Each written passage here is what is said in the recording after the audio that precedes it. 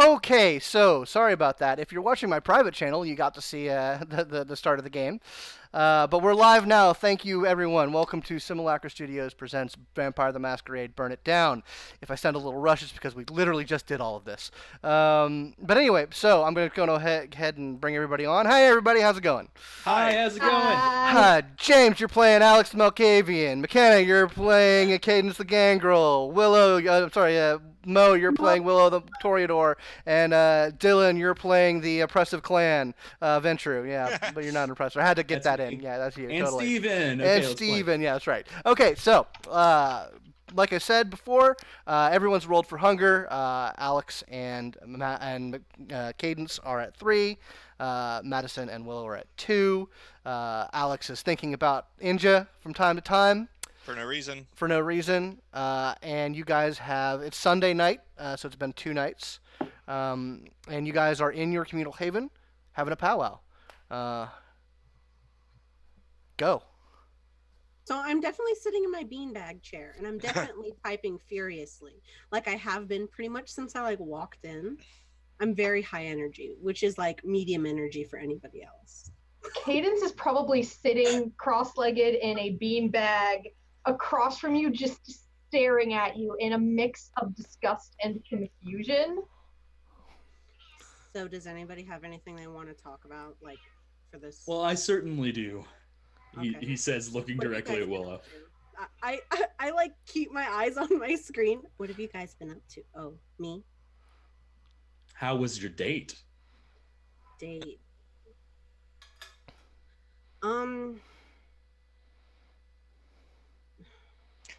mean, I'm alive.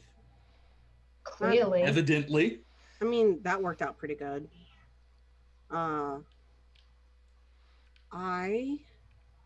It went well. Went way better than I thought it would. But what does well mean? What is better than you thought it would? What was the baseline here? Tell me everything. Oh, we're talking. That's talking. It? Oh yeah, no. I got his phone number, and we're going to be in close communication from now on. We've entered into a sort of agreement where we're mutually using one another. It's good for everybody. Okay, but what? Okay, well, that's not important.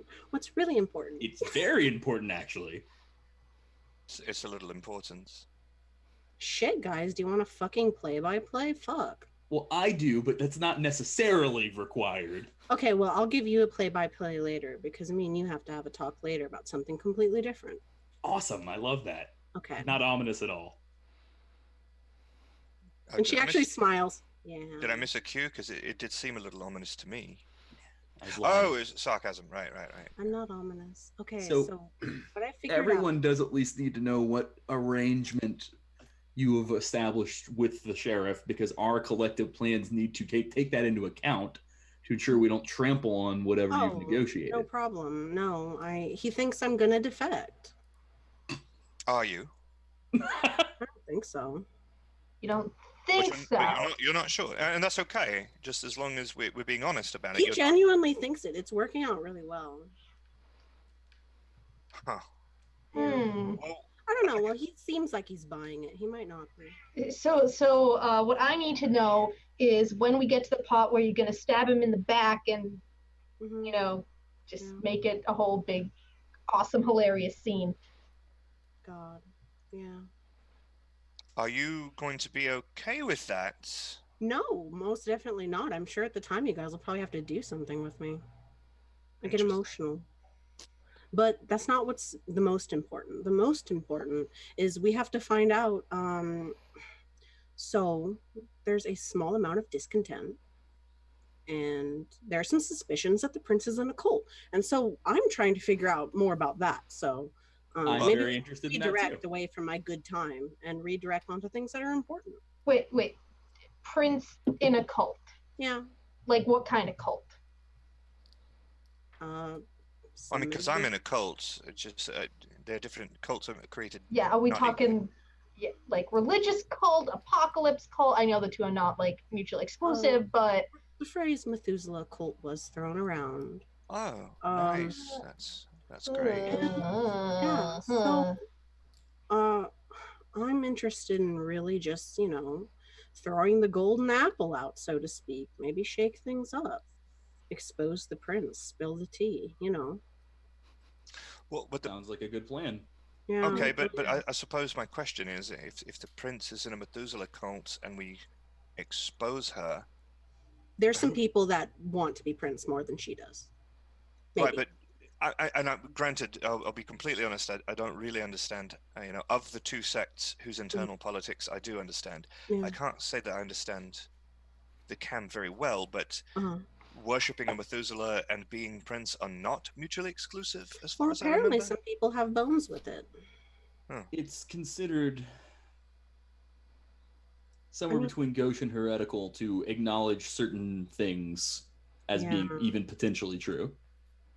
I was under the impression that the Camarilla openly worshipped their Methuselahs. They sure seem to. I mean, that's ass kicking. That's ass kissing. It's a little different. Oh, fair. Mm-hmm.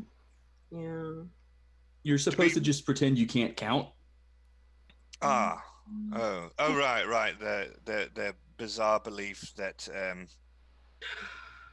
that we all came from dust, and to dust we shall return, I suppose. Yeah, spontaneous generation, that thoroughly proven scientific principle. So wait, are you saying Methuselah cult or antediluvian cult? Because those do feel different. Listen, I'm not an expert on that shit. He used the phrase Methuselah cult. I'm trying to educate myself over here because, quite frankly, in regards to the occult, I don't know shit. Fair. They're both pretty I bad. can tell you all about guns. I can't tell you shit about fucking magic or like anything like that. Did he? And he probably didn't. But he did. Did he mention a name of No. this cult? Okay. No. Huh. Just the generic phrase in a Methuselah cult. Yeah. He said he would do something nice for me if I was able to prove that it was true. I'm eager for that.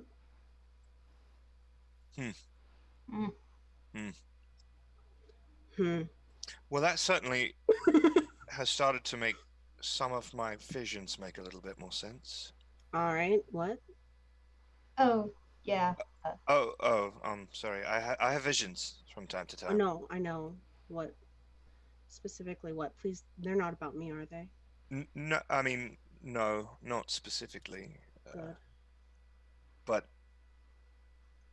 just some sort of general random monstrosity destroying the world and all that remains in it, that sort of thing. We had a fun conversation last night. Or the other night. About that. Oh.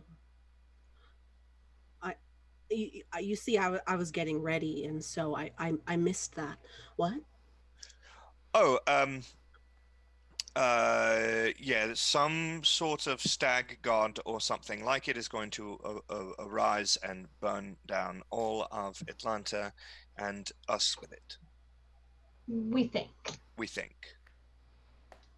How literal that is obviously up to interpretation. Right. Yeah. The stag is a symbol of a lot of things. Like? Well, a bloody big deer for one, but that's not really symbolic. It's more representative. Well, I mean, it's symbolic in the rhetoricals. Anyway. Point being, we've got him with weird visions of a stag. I had that weird dream with a stag after I went out on that last job I did. Fucking Madison with his pictures from the girl with the stag man in the background. Yeah.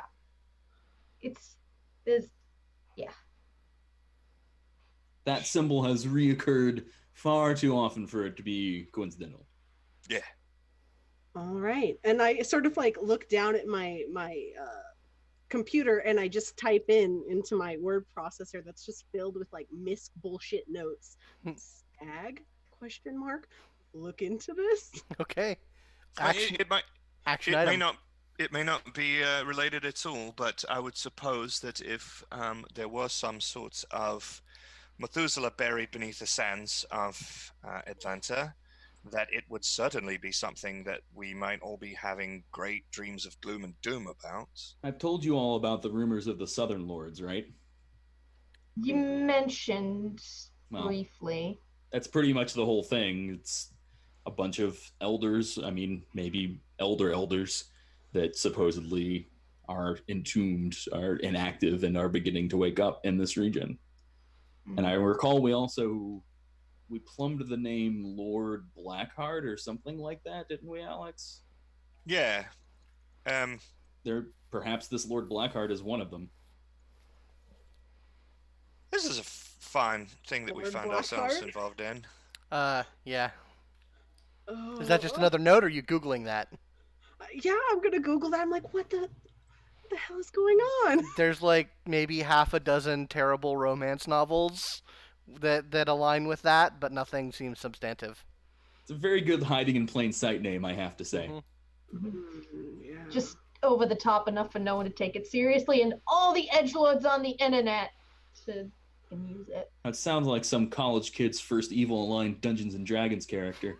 You see, he's a lord, but also his heart is quite black. Such a nuance to the title. I will say, because I believe it was Madison that got that, it's H-A-R-T. Oh, well, that really makes me much more convinced that there is a direct and palpable connection between the stag symbology and this guy.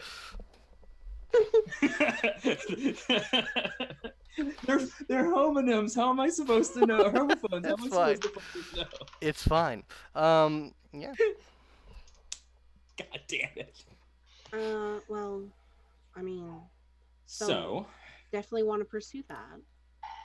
I'm probably now going I'll to be spend honest some time with you, doing some I'm- research. Yes, please. I know a best I little can. bit about that sort of thing. The best I can try to do is make the attempt to locate. What was her name? Sister. She lived here. Sister Lynn.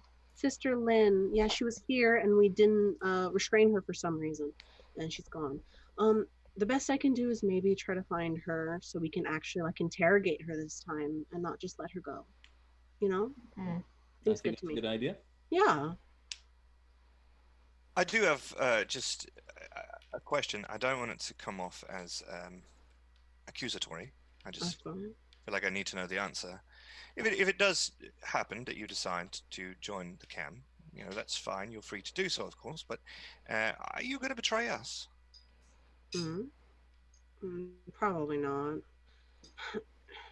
If at any point I join the cam, acknowledge that I'm doing it for bad reasons, and that I'll probably be back, or I'll probably die. All right. I'm going to be honest with you. My concern is that we already know this man enslaves younger kindred with his blood without hesitation or remorse. He's a bad guy, yeah. No, I'm perfectly aware of that being the situation. And we know he's stronger than Cadence. Oh, most No definitely. offense, Cadence. None taken? Really, because it sounded like... Oh, right. No offense, just bitterness. That's my concern, Willow. I'm not concerned about your judgment or your abilities. I'm concerned about the fact that this guy can wrestle you to the ground and just... Yeah. Yeah. Yeah. My concern... Thank you for your concern. My concern is, you know, they think you're going to join, they're going to ask for some sort of display of loyalty. Fake it till you make it. That sort of deceit's easy enough to construct. Very. Man, I'm almost touched. I'm almost touched that you guys care so much. Well, all strategy aside, that's not a fate that anyone should have to deal with, especially a comrade. Oh. He would have he has no idea what he's getting into. I wish he did. I very much do not wish that he did. No. Yeah, that's true. You guys know my reputation. I think we're beating a dead horse on this one. Willow, you're going to do your thing, and we just need to work around that. Yep. That's fine. You guys want some I would stuff? like to debrief on our little operation the other night because a lot of things went kind of sideways all at once. Say the least. I know that on the side of the operation I was handling, there were some pretty major unexpected disruptions. I'm assuming I'm just going to go over it because, just to get everybody up to speed. The Second Inquisition got involved. Yeah. Oh yeah. A lot happened. Oh, what was up with that? What was the last part you said? What was up with that? I definitely had to deal with some stuff. I'm not 100% sure how it happened. I don't know if it was tipped off by the camis. I don't know if I tipped them off. I don't know if a third party tipped them off. I don't know if they just got tipped off because there was too much going down in the same place. I mean, I'll try to figure it out, but yeah. So right now, I don't know exactly what happened, but I do know that we figured it out and nobody got nabbed as far as I know. So,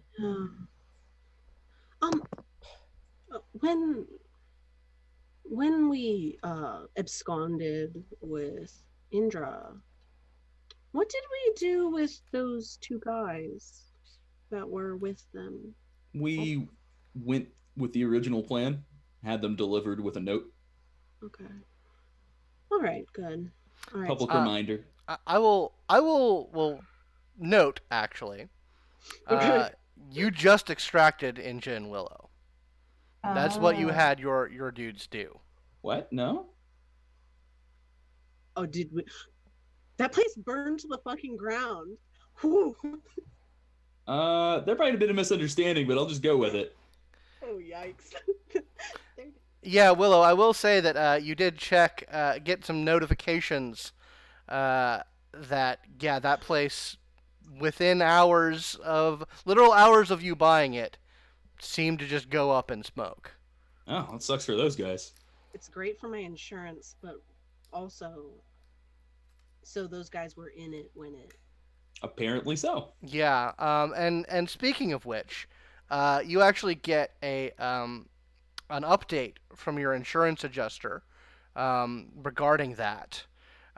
It basically, the check is getting processed pretty easily. In fact, there seems to be just a lot less red tape than one might expect.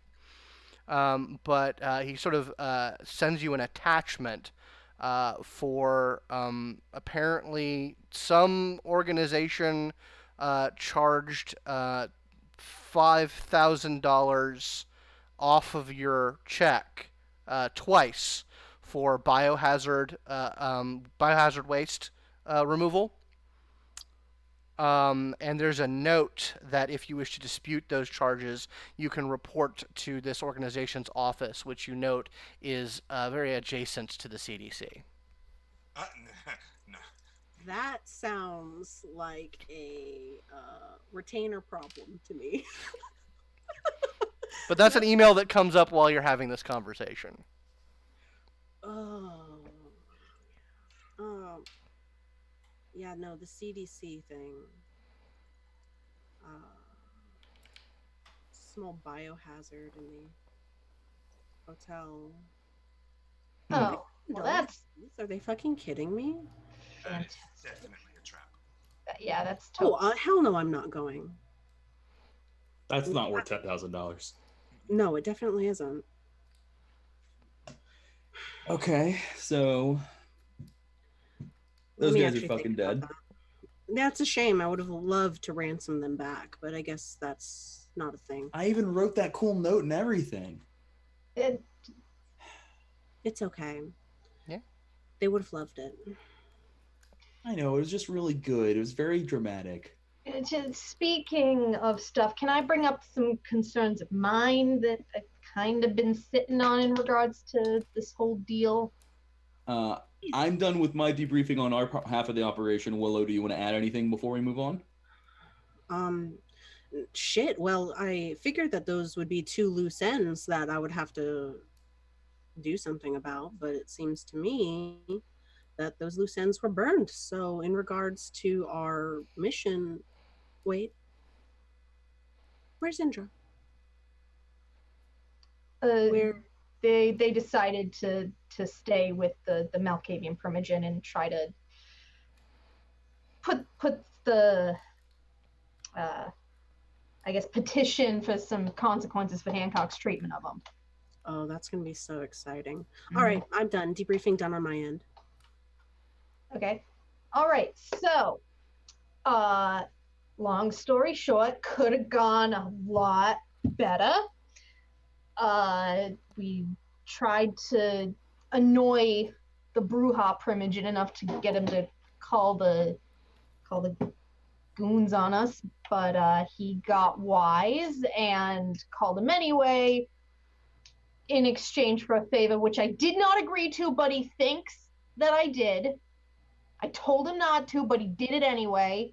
And now the East Street boys are kind of annoyed. At you specifically, or us? I don't know, cause yeah. So he was too talky, and I didn't want to throw the first punch, so I tried to talk him back, and there were things that were said, and then he said some things about Madison, and I'm not sure if it was me. Wait, hold on. The Bruja Primogen said something about me?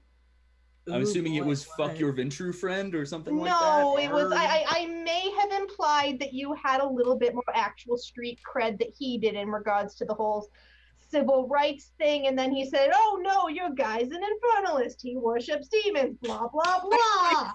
I close my laptop. What? Yeah, it's absolute bullshit. But I don't know, he seems to think it, and he implied that other people seem to think it, and I don't know if it was me actually talking to him instead of starting a fight that's got the East Street boys mad, or if they're like actually thinking Madison like does wacky magic shit with demons. I don't know. It's well, if God, I'm gonna make a frenzy check. Okay. Please.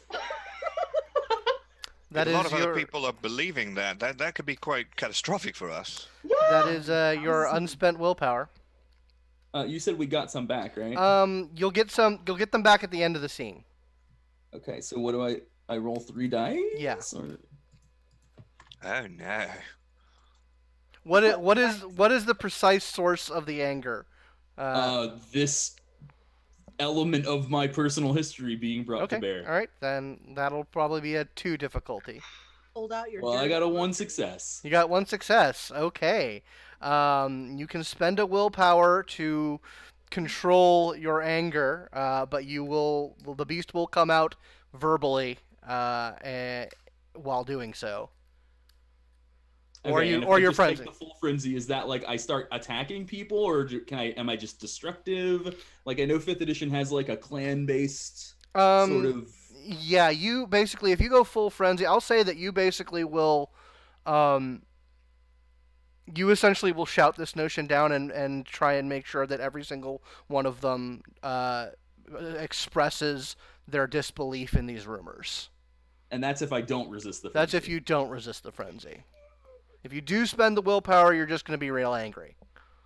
I'll spend the willpower. Mostly because I don't think that would actually be a very fun scene. Fair enough. Okay, yeah, so like Madison hears this all go on, and he's just kind of like, and he starts bouncing his leg a little bit more, and he just closes the laptop a little bit too hard and pushes it off the side of the chair. And he's clearly like very close to just snapping with each movement, but is just barely keeping himself from going over the line. And he kind of like digs his fingers into the edge of the chair. So I gotta touch base with him and see what the actual issue is. There isn't an issue. That man, that son of a bitch, should just mind his own fucking business. Okay, all right, yeah, but I have to I gotta figure out why these guys are actually upset so I can smooth things over. Like, they're our allies, they're my friends, and if I don't know why they're mad, I can't make them not mad at me. Or us. Fine. Just figure it out and make sure they're not buying into this line of bullshit. Yeah. I don't even understand where such a rumor would come from. They said it was lineage. Apparently his, I guess someone back in his line had a reputation or something. I don't know. That's what I seem to gather, but... Don't worry about it. The camera will say what it will say about those who are inconvenient. Yeah, no, and that's exactly what I told him. Exactly what I said. But do you need a minute? Do you need some fresh air? I would like to hear the rest of the debriefing, please. That's it. The sheriff's goons came. I met up. I came back here. I gotta get in touch with the street boys. See what's up.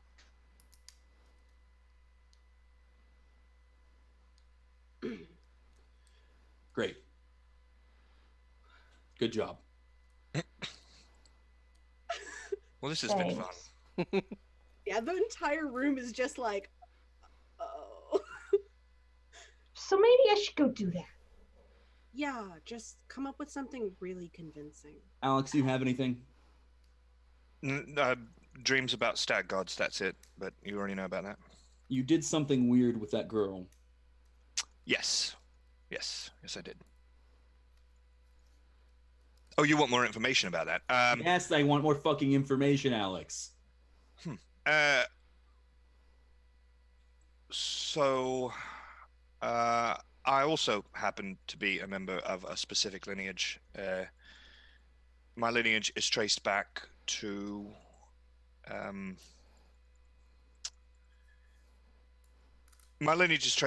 very specific Malkavian who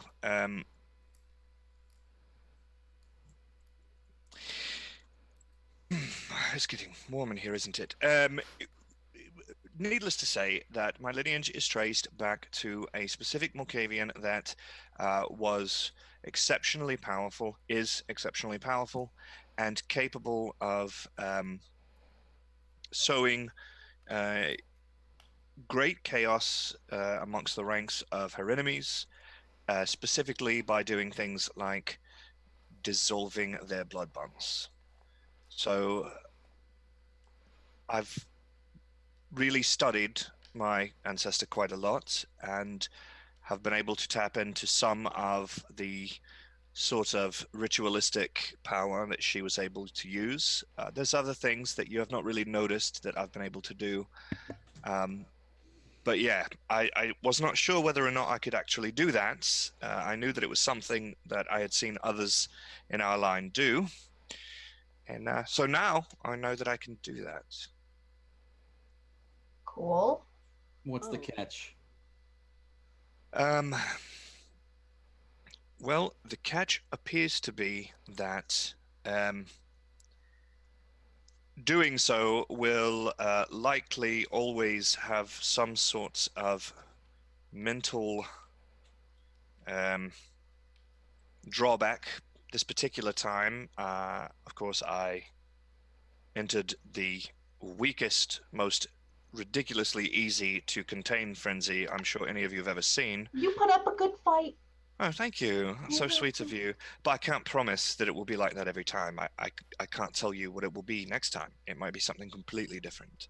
So it's just a complete X factor. Until I've gotten in touch with some of my relatives and ask them some questions about it.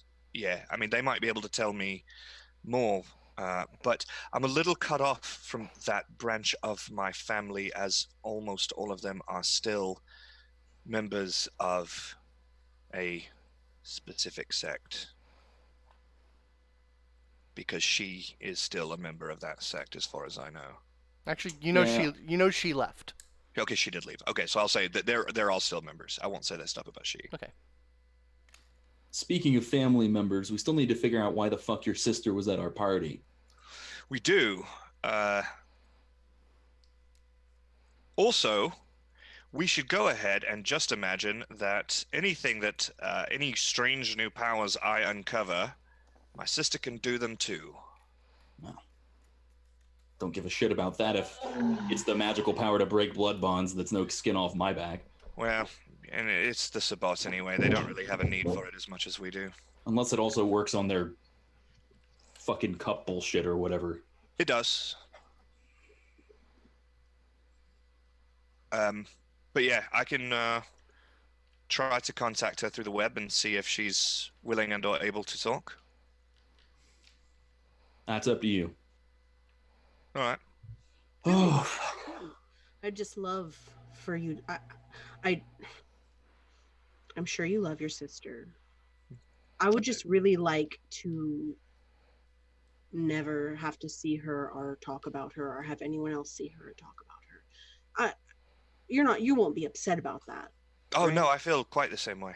Okay, good. I didn't know whether or not that was a delicate topic. Yeah, we'd never want to see her again. To be fair, I actually kind of like her, but I just don't like it when she does weird things to me. that I don't like. Yeah. I just don't like it when people see us with a member of the Sabbatan public. Like That is a problem too. That's just It would like, help you us know. save Sister Lynn's life. It's somewhat less of a problem for me at this point. I'm just used to it. But yeah, I understand. Huh. Okay. Oh, and for what it's worth, since I asked you all of those questions earlier, if I were to decide to return to the Sabbat, I would not betray you. As long as we're playing some sort of weird Cold War-esque defector game, cool.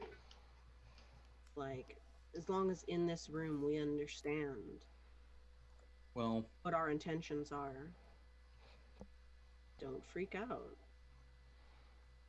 And as for you, Madison, you know what?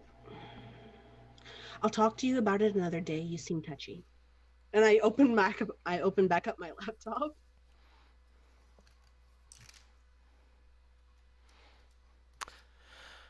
Okay, so presuming that the awkward silence continues for a little bit, I imagine. I will say that we until I can get the frenzy Yeah, completely yeah. back down. I'm gonna say that pretty much wraps up the scene, and you guys can basically make your plans to go your separate ways, pursue the avenues that you have said you're going to be pursuing, which will deal in a more abstract fashion.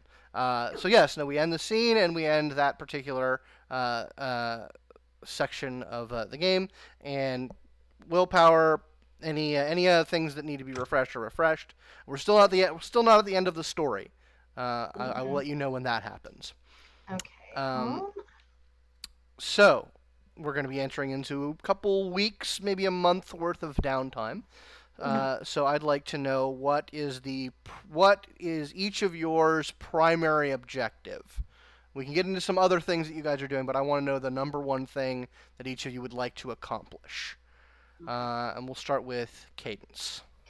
Cadence has two major priorities. The first one being figure out how fucked things are with the East Street Boys and try to smooth that relationship over, and the other being to try to get more eyes on Reagan just as a protective measure. Yeah, and I believe you talked to me about that. Yeah, getting eyes on Reagan isn't that hard. How much do you tell your brother? She's gonna say that this person is important. She's not gonna say why, but she's like, my people need to know if anything happens to her or if anyone else is making moves on her. You don't need to get close. You don't need to, try to make contact or anything. I just need to know her movements. Okay. Yeah, and do you put like any sort of restrictors or limiters, like don't talk to her, don't do like how?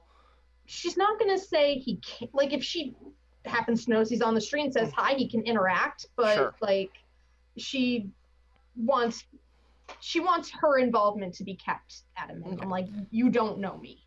Right. He basically lets you know that sort of surveillance is you kind of have to build up to that sort of thing. Mm-hmm. So he's gonna start like building a profile on her, like checking her social media.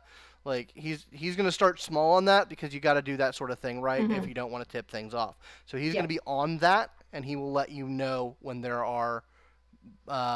there's more to know about that, or if he needs more from you on that. Okay, cool. Talking with the East Street Boys, pretty easy. They're right down the road. you get a meeting with Trayvon pretty easily, and he basically lets you know that while they take everything a Camarilla member says with a grain of salt, the sort of the accusations that were thrown around about Madison are not insignificant. Okay. And basically, they're going to be doing some checking. It got back to Nikki, and that apparently was a big concern of his. So they say they want to look into some stuff, and that probably at some point in the future, Nikki's going to want another sit down, a bit more formal this time, to sort of hash things out. But any information that you can get on that will help, because there's that sort of thing it became a lot more common after the end of the millennium, and a lot less people consider that to be old wives' tales now. And you get the sensation that they might have had some kind of experience with that sort of stuff, and it's got them jumpy. Okay. All right, so that's pretty easy to get within a couple of nights. Is there anything else that she wants to pursue more long term? Long term, she's not a very long term thinker, so that's hard to say. So if anyone else has any projects that they need her to do, we can cycle back. So you're making yourself available. Yes. All right, Alex, what's your top priority for this month or so?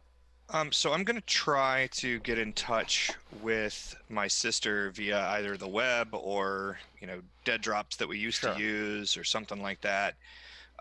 Just because I want to, and also any other high-powered Malkavians that I can think of that I have easy access to, because I want to start really kind of researching more about this.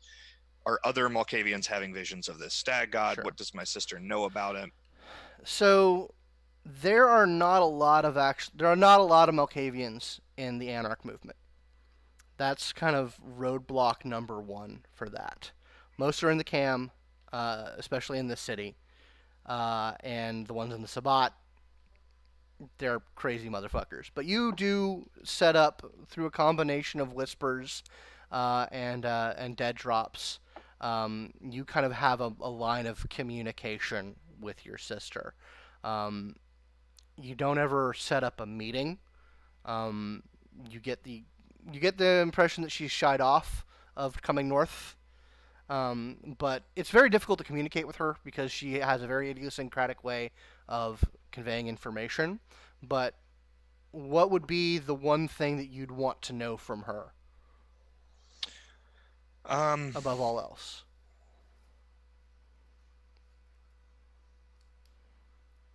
Let me think about it for a second. So I would want to know,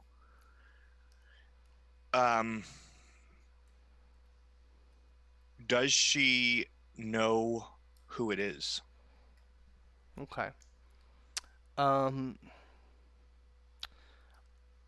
You get, when you sort of direct her down that line, you basically get a stack of drawings, pages out of books that have been like heavily redacted or like just scribbled over, a couple of photographs that don't seem to match up with anything. What I'd like from you is an intelligence wits roll. I'm sorry, an intelligence and insight roll. Okay, not as good of a roll. Because this is sort of a pile of nonsense. Sure. That you're needing to undergo. Up 5 successes. Holy shit. Oh, fantastic. So yeah, you basically you do the crazy person sprawl of all this information. You get some red twine, and with some push pins, and you spend a good chunk of your time sorting through this mess, and you get the major impression that you get out of this is that she doesn't know who this stag guy is, but you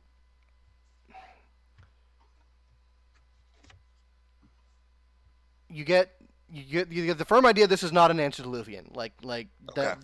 that is not on the scale of what we're dealing with.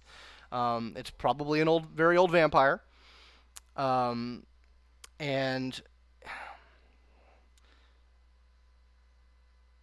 you think what she's trying to tell you, there's a lot of imagery that you sort of piece together about Nod, which is a word that you hear in the Sabbat quite a bit. Oh yeah. But that this being is out of Nod, on the outside of Nod. It's not a part of the traditional canon of Nodist lore. Okay. So it's not someone you'd find in the Book of Nod or in the Aristotle's fragments. It's of a different tradition that isn't connected with a lot of mainline Nodist lore. And that's about as much as you can glean from this mess. As far as other Malkavians, like I said, most of those strands lead into the Ivory Tower. And while you are of that family, and you could probably get some connections with those, that would be a bit more involved to manage, because you get a lot of closed doors, a lot of tut-tut child, talk to me when you've grown up a little bit. Sure.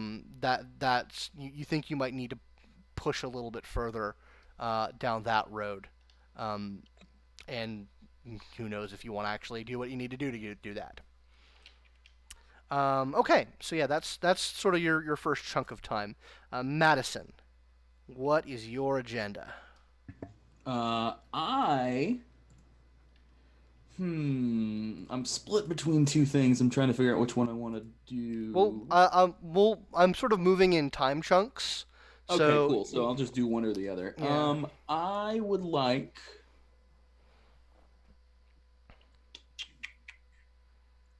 Can I go last? Sure, absolutely. Willow, Howdy. what's up?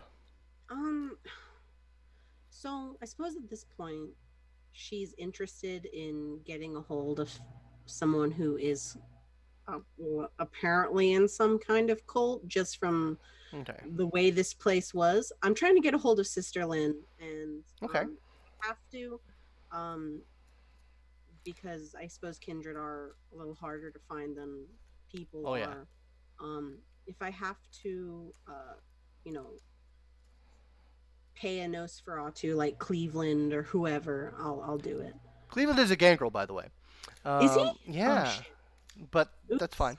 It's okay. Yeah. So, like, is that your first go-to for finding information? Because you do have a lead on Sister Lynn that you think she went up Vining's way, Mm-hmm. or that's where her sire used to live. That's Yeah. where her sire is. Mm-hmm. So you do have a lead on that. But if you want to purchase information, the Nosferatu are always willing to deal. You know a Nosferatu, an Anarch Nosferatu, nonetheless. What was his name? It was she was from the Post-Life Women's Collective. I think her name was Anita. Anita? All right. So you could go to her and ask for what she knows. It's very easy to make that connection.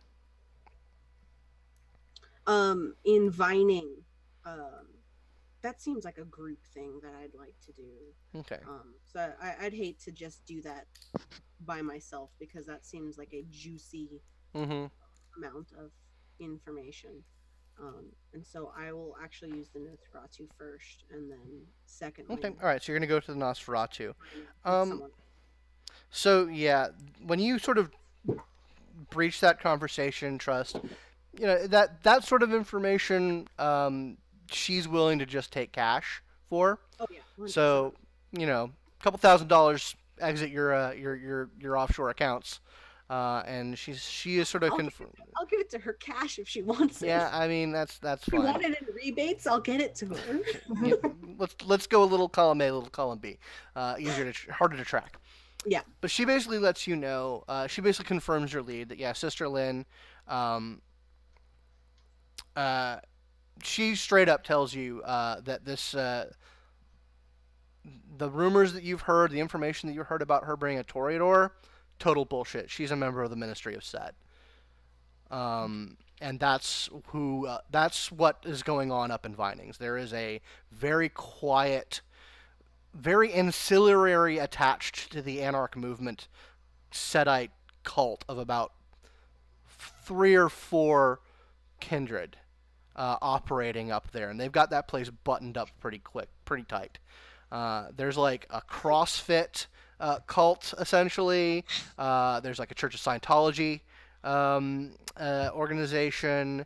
There's a pretty, like, a small, like, blood clot of multi-level marketing organizations that are all actually just part of the same terrible Setite cult when you get down to their root.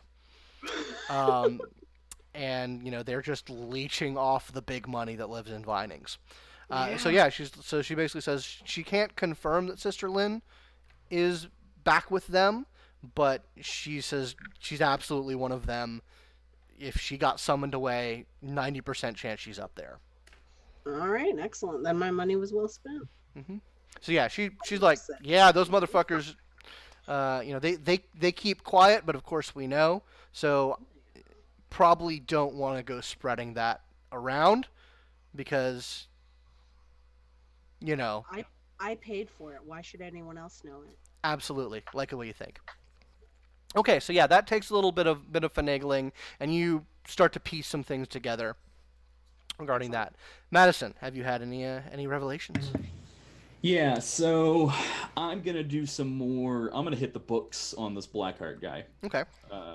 Because I actually have occult knowledge. You do. For reasons completely unrelated to worshiping demons. And Completely unrelated. I'm specifically gonna try to, because Anarchs have a lot of Bruja, and Bruja often tend to be scholars. So somebody's got to have some sort of texts or a library or something that I can get my hands on, or maybe even some fucking Tremere. But I've got some status to swing around, you do. So I'm gonna see if somebody will do me a favor. Okay, so you're going as the social route of that, because, like, I mean, if you want to make an intelligence occult roll on this, I'll let you, but I would want to make that roll after getting access to useful text. Gotcha, fair enough. Okay, I guess so downtime 1 is get the text. Okay, yeah, get access. Okay, I would like a presence. Charisma politics roll from you, please. Okay. To sort I of can use my status. You can absolutely to canvass the Anarch scene. Oh, only 2. Only 2? Yeah, you sort of ask around. You think that, Clan Bruja, how far they have fallen. There's not a lot of Bruja scholars in the city. There may be a couple. They're probably Cam if they are. Like half of your thing, guys. Come on. Yeah, but that line has fallen from its high clan status into a bunch of fucking rabble. I mean, that's why they need to be ruled. I mean, cooperated with in the Anarch movement. But you do asking around, you do find that there are actually a pair of Anarch Tremere in the city. Unfortunately, they have made a very specific arrangement with the Baron, given the sort of precarious nature of being Anarch Tremere. Basically, he has got them sequestered away at their request, and you have to go through him to get to them.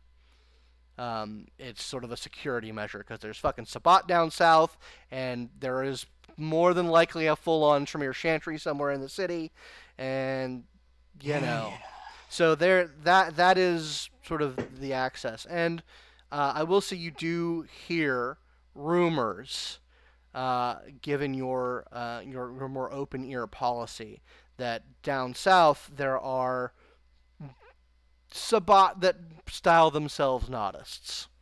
Or lore, but you know very little about who that might be. But you hear the whisperings of rumors that there are some very well informed people amongst them. So you don't technically have anything you can access easily. But you could pursue it. I mean, does the Baron just want me to cut him a check or something? Like, I mean, if you want to talk to the Baron about it, it's actually not that. I mean, yeah, there is essentially a boon situation. It's basically a minor boon that needs to be negotiated.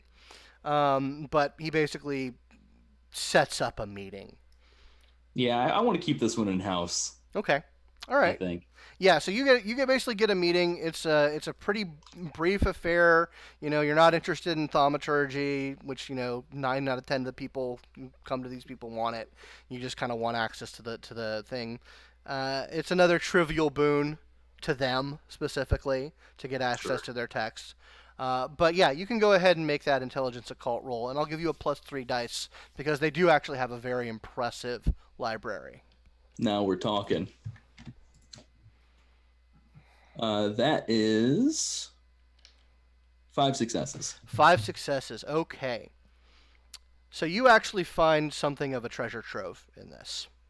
You actually find a lot of information about the Southern Lords themselves, because that seems to be that seems to be the main nerve for occult and ancient lore, because these guys are very old, very powerful. They have this sort of they are one with the land aspect of it.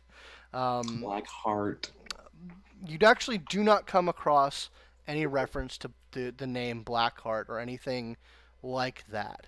However, you do happen upon a very old document that alludes to sort of the first convocation of the Southern Lords. And sort of reading between the lines, their mythology is that they were the first vampires that came over here. They settled these regions. They've been here since before any other European or anyone. They've been amongst the natives and whatnot. They've been here since Kingdom fucking come. But you find something reference to them having to make some sort of arrangement with something that was here before them. And you don't find anything as obvious as a stag symbol or whatnot, but there's a lot of that sort of druidic imagery associated with this figure. And that's what you're able to glean. Interesting. All right. So that takes a bit of time and maneuvering and some boons. So yeah, we'll go ahead and Cadence. Are you just still having yourself be available?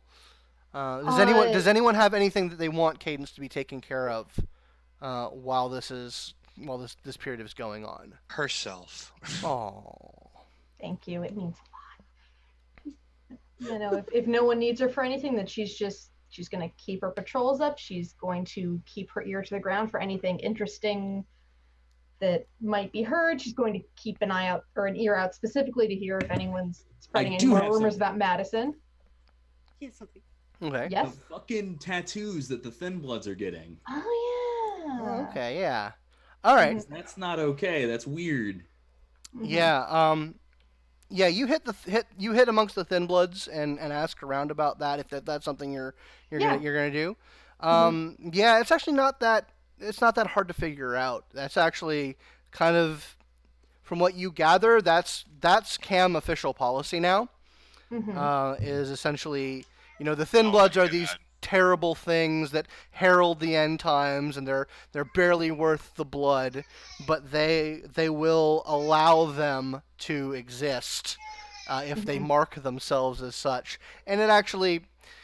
It's a terrible exploitative relationship, but it does give the Thin Bloods a leg to stand on in that, and it allows them to get access to basically jobs that the cam will throw their way and help Mhm. them support themselves and maybe get a Mhm. little bit of cachet under their feet at the expense of, basically marking themselves as scum. And it's Right. very degrading, but it just seems to be like that's cam policy now.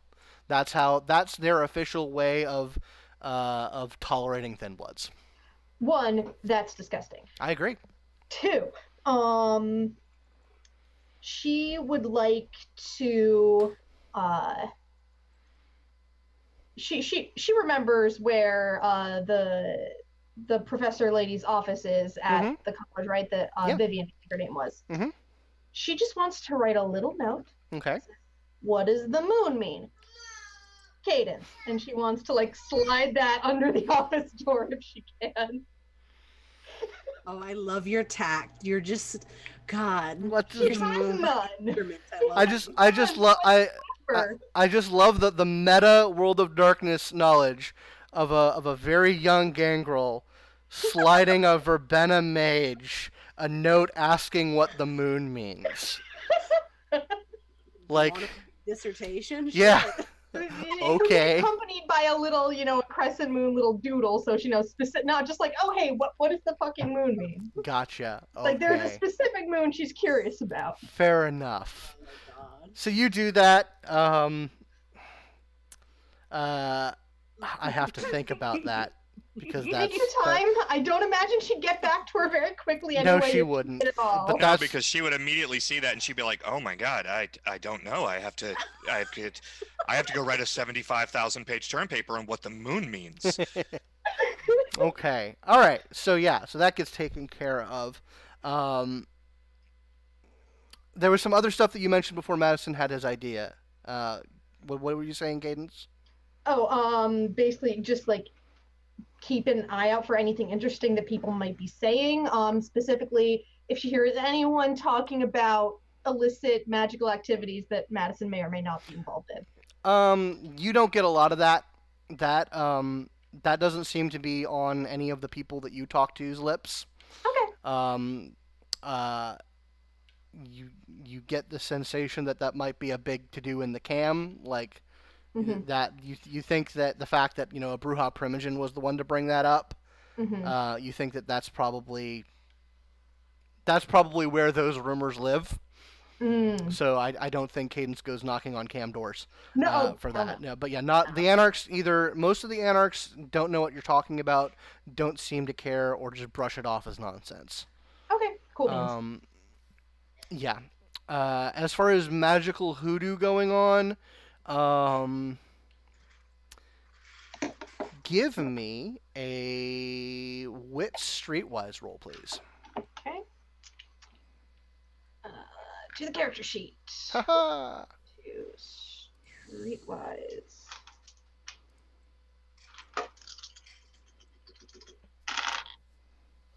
That's a 2. 2 successes. Okay. What would 2 successes get you? Yeah, you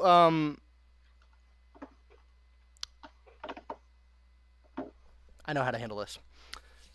So you're kind of asking around about that stuff, and sort of while you're poking your nose into that part of the street, because there's like hippie culture and a lot of stuff in Atlanta. There's places you can find it.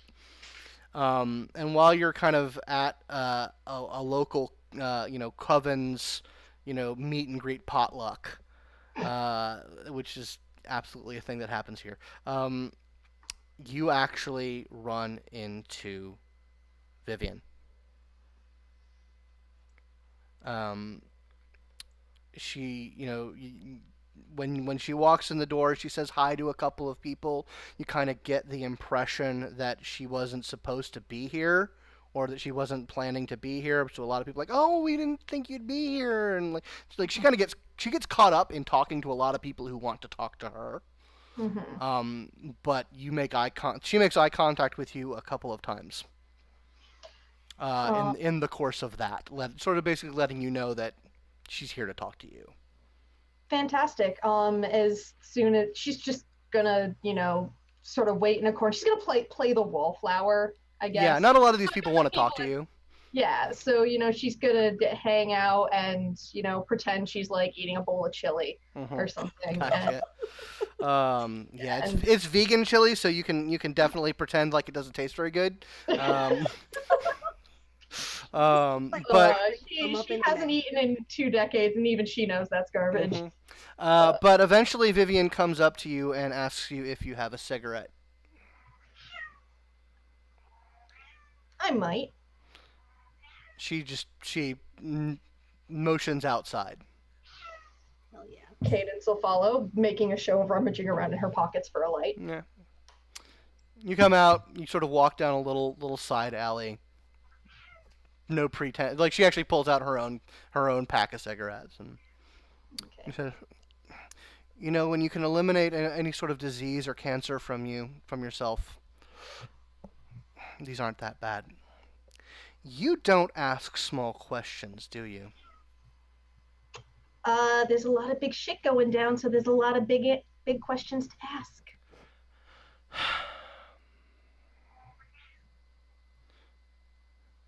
I'm assuming you saw that moon where I saw that moon. Yeah, and now on the neck of several, I guess, I don't, thin blood probably wouldn't mean anything to you, but I guess weak of folks across. Yeah. I can figure it out. Yeah. No, they're making them mock themselves. The sign of the apocalypse, so they say. Not wrong. That specific crescent moon has a lot of eschatological significance. Eschko what now? End times. Oh. Okay. Not just in multiple disciplines and multiple arenas. As best we can tell, that symbol does refer to, if not the end times, but a time of great change. And are you familiar with the tarot cards? As much as anyone is familiar with tarot cards, I mean, anyone who's not like into tarot. Do you know what the tarot significance of the death card is? If I said exactly what it says on the tin, that would probably be wrong. Not entirely, but it's more about transformation, one stage to another. The ending of some things and the beginnings of others. Okay.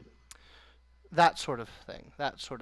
When you ask me what the moon is, or what it means, in that context, that's what it means. Okay. And there's a lot of that going around.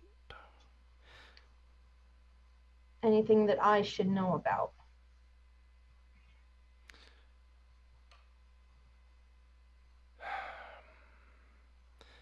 There's something in the plants.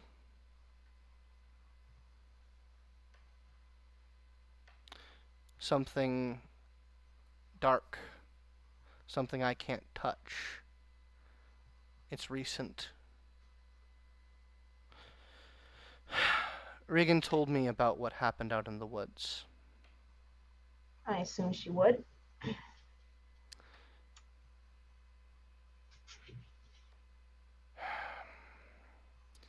I wouldn't concern yourself with it. I would stay far away from it. That. Okay. I mean, I don't got any plans to go back out there anytime soon. That would be a very bad idea. Yeah, but there... But whatever this new thing is, I don't think it's related. Something's come into this city very recently. Mm-hmm. And the plants are talking about it. Okay. I'm telling you this because you did us a great favor. Mm-hmm. And I'm not going to tell you to stay away from her, but I am going to tell you that you should. I know to keep my distance. That's a very good plan. But... I think we're done. Okay, but my people have been noticing weird shit too, so if we notice anything super weird, should we throw it your way? Couldn't hurt. All right. And she heads back inside. Alex. So we've gone a couple more weeks into time, and you've pieced through that mess, and you've reached out as best you could to other Malkavians. What's the next step?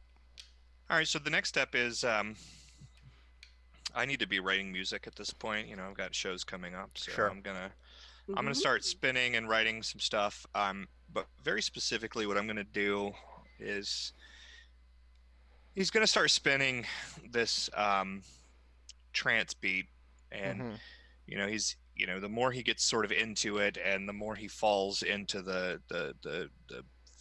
fucking otherworldly mental state that is usually required for him to write this kind of music, he's going to start purposely directly focusing on a series of words and names. He's going to very specifically, he's not going to focus on Lilith, but he's going to think about her since she is somehow implicated in all this crap. Okay.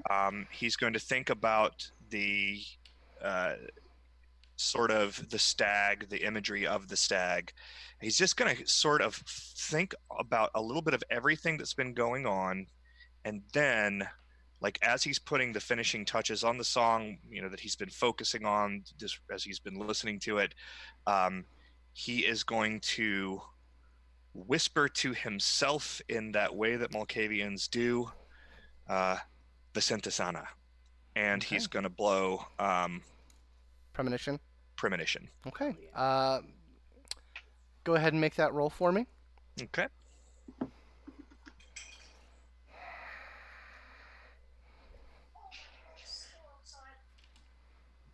I only got 2 successes. Okay. You are in that mode. You're in the vision space. That the whispering of the cobweb and the powers of your sight are merging. The music is there. And you're there. You know that the visions are all around you. But like a record scratch, every now and then your mind goes to Inja. Damn it. And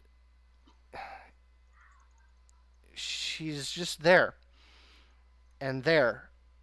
And there. And your mind skips a track, and you're in Jerusalem.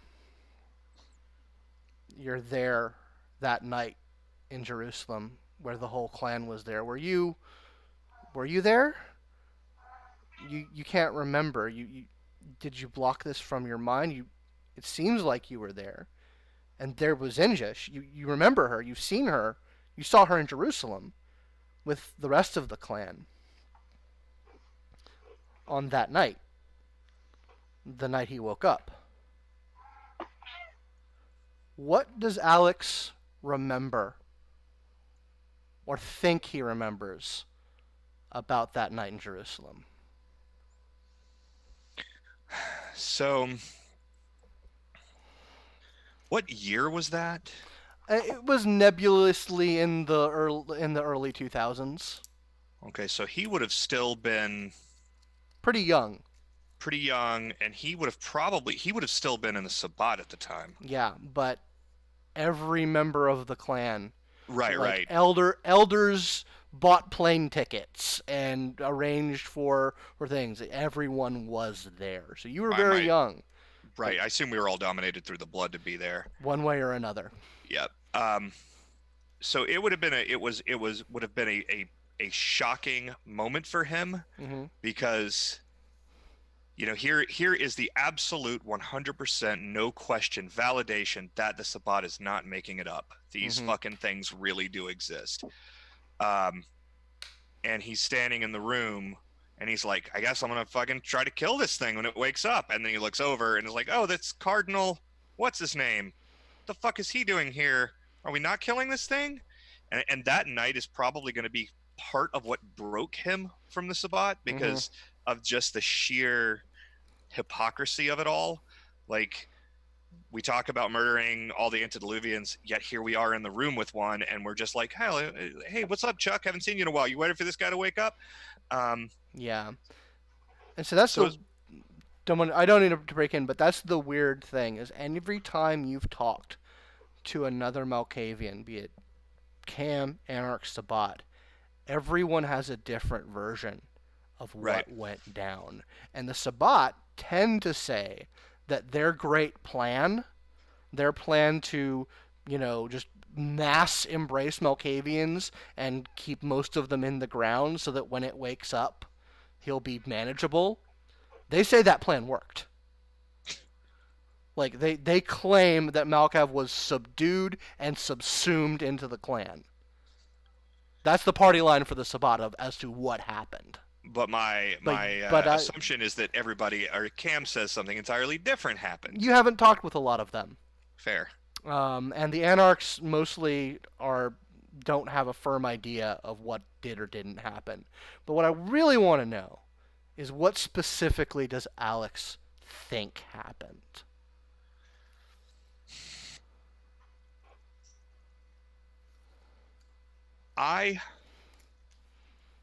The way that I think that Alex would remember, because Malkov has not just shown up, so clearly he woke up and then he went missing again.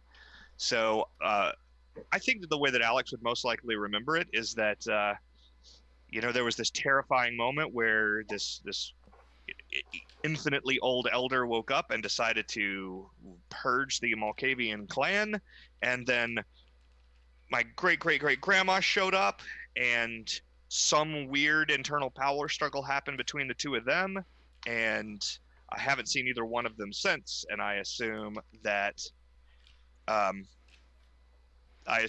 she either killed him or is currently locking him in some grand struggle somewhere else. Okay, so you think that she had some major part to play in it. Absolutely. Good to know. So your vision shifts, and you're seeing that conflict.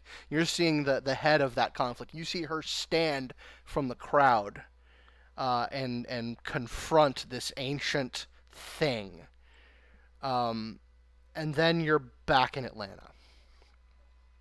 And you're still in the vision space. It's still, you know, the trip has turned into another phase. And you're still in your memory, actually. And you remember when you got out, when you came back and you made the resolve to get out. You remember hearing or feeling her direct you, show the path to you, helping you out. And that path led through, oddly enough, another member of the Sabbat. Someone who wasn't a part of a pack, was kind of a loner. Someone who was a renowned scholar of ancient mysteries, who provided more value than it was worth to stamp her out or, drive her out of the city. And she helped you out. She managed your exodus from the Sabbat, pretty much no questions asked. And as you're thinking about Lilith and thinking about what could be going on, you sort of put some pieces together, and you think that that person may not be the technical nodist that she presents herself to be. Gotcha. And you remember her name is Ilyana. of the Ravna sent a tribute. And you're Ooh. pretty sure you can get in touch with her. Okay, so is that whole downtime phase? And No, it's a good couple of nights. Like when you really come down, you're very hungry, and herd on speed dial. But Right. yeah, it takes you a while to unpack that DMT brain dump essentially. I may have even actually been on DMT at the time. That could have been true. But yeah, but you probably have a little bit of time if you want to try and get something done in that time chunk. Yeah, I'll try to get in touch with her. Okay, noted.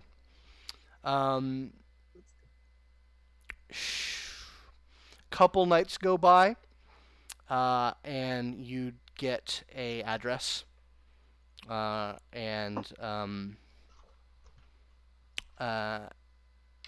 a time. You actually get a couple of time windows that would be convenient. The address is south of 20, though. I put on my hoodie. Okay. And I definitely don't tell the rest of the gang what I'm doing because I don't. Noted. They're not gonna want me to go down there by myself. I see. Okay, I'll get back to you. Willow. Easy. Hi. So we're gonna deal with your next chunk and then take our break. Okay. So what is Willow trying to accomplish next? Let me think. Well, for the Sister Lynn bit, she definitely wants to go up there and see if she can't talk to her, but she doesn't want to go there alone because she acknowledges that, maybe interrogation's not her strong suit, and usually either like someone more talky or like maybe Cadence's claw is like really good for that. Mm-hmm. She wants to bring along one of them for when she does that. Okay. Who do you approach? This is a tough one. And is this happening while Alex is having his DMT vision journey? Yeah, he's probably pretty incommunicado at the moment. So DMT vision journey. So I'll probably bring Cadence and Madison. Okay, so the two of them are going. All right. We'll handle that. One could be the good cop, one could be the bad cop, and then I can just sit in the back and give them thumbs up. We'll handle that after the break. Is there anything more abstract or anything like that you want to deal with? I'm going to lay some foundations now for a feeding that'll take place later with the gas station cashier from. Yep. We can take. Ago. Yeah, you can start. You can start stringing him along. Fair enough. Okay. Do you attempt to have another meeting with Madison? I'm sorry, with Hancock during this time period? No, I have nothing to say to him right now. Okay. Maybe later. Okay. All right. So we'll get that set up. Madison, do you have anything you want to be managing in this time chunk? Other than just standard mastermind activities. Gotcha. All right, then. Well, we're going to go ahead and take our break. So we will be back shortly. Hope you've been enjoying the show. Talk to y'all soon. Hey, everybody. Welcome back. Thank you for being patient with our biological needs. So when last we left, we're still kind of in nebulous time zone. But Willow, I believe, has approached Madison and Cadence to head up to Vinings while Alex is hallucinogenically unavailable. I'm in. Yeah.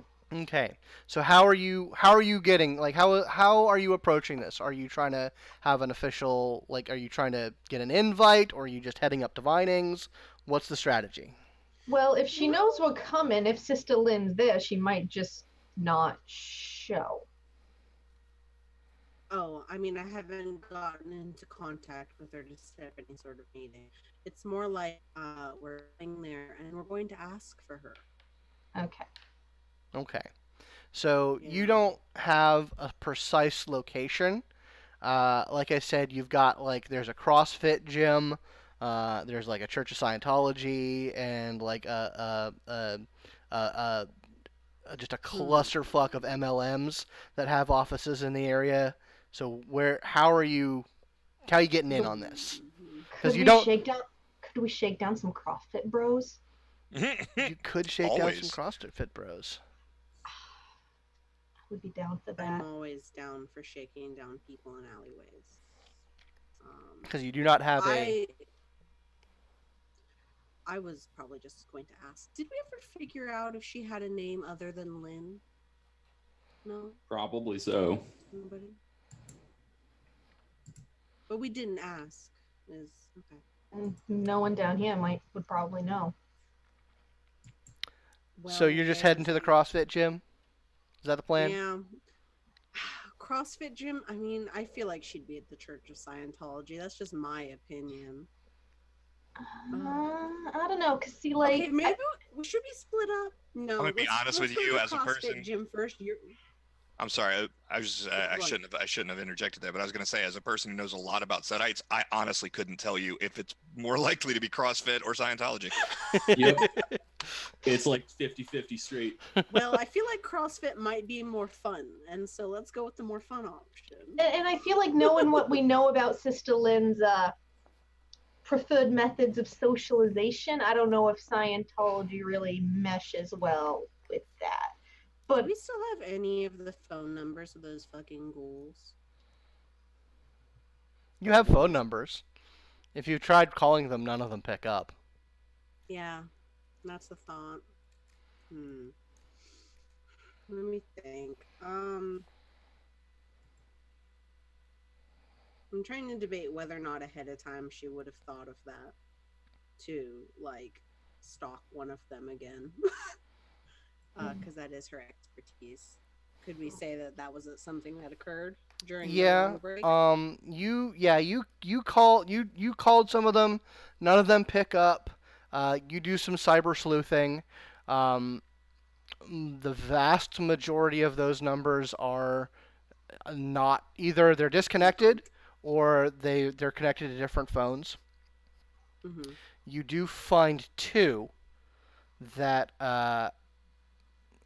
you basically look around, ping the cell towers, and they are up in Vinings. And it's not specific enough. It's not specific enough though, because none of them pick up. Like it's hard to get an accurate trace on it, but you do get some pings that they're up in that area of the city. Well, they are here in Vinings 100%, and odds are they're probably awake right now, considering they keep our hours. So we're gonna keep an eye out. Okay. All right, so you guys are heading up to the gym? Yeah. Okay. Is it one of those gyms that like is open, like in the street you could look in to see people work out? Yes, absolutely it is. And it's a 24/7 so like it is just bright fluorescent lighting. You see those fucking inflatable balls everywhere. You know, fucking protein shakes from here to Sunday. Yeah, and like there's like 3 people in there just going at it. And like what the fuck, cat? Sorry. My cat destroyed something. I don't know what it was. Anyway, yeah, and like there's a clerk sitting at the sort of the register reception area chewing her gum and playing on her phone. When we walk in, I want to sense the beast, see if any of these people are as we are. Okay. Just go ahead and make a roll for that. Okay, I don't. I believe it's resolve animalism, but don't.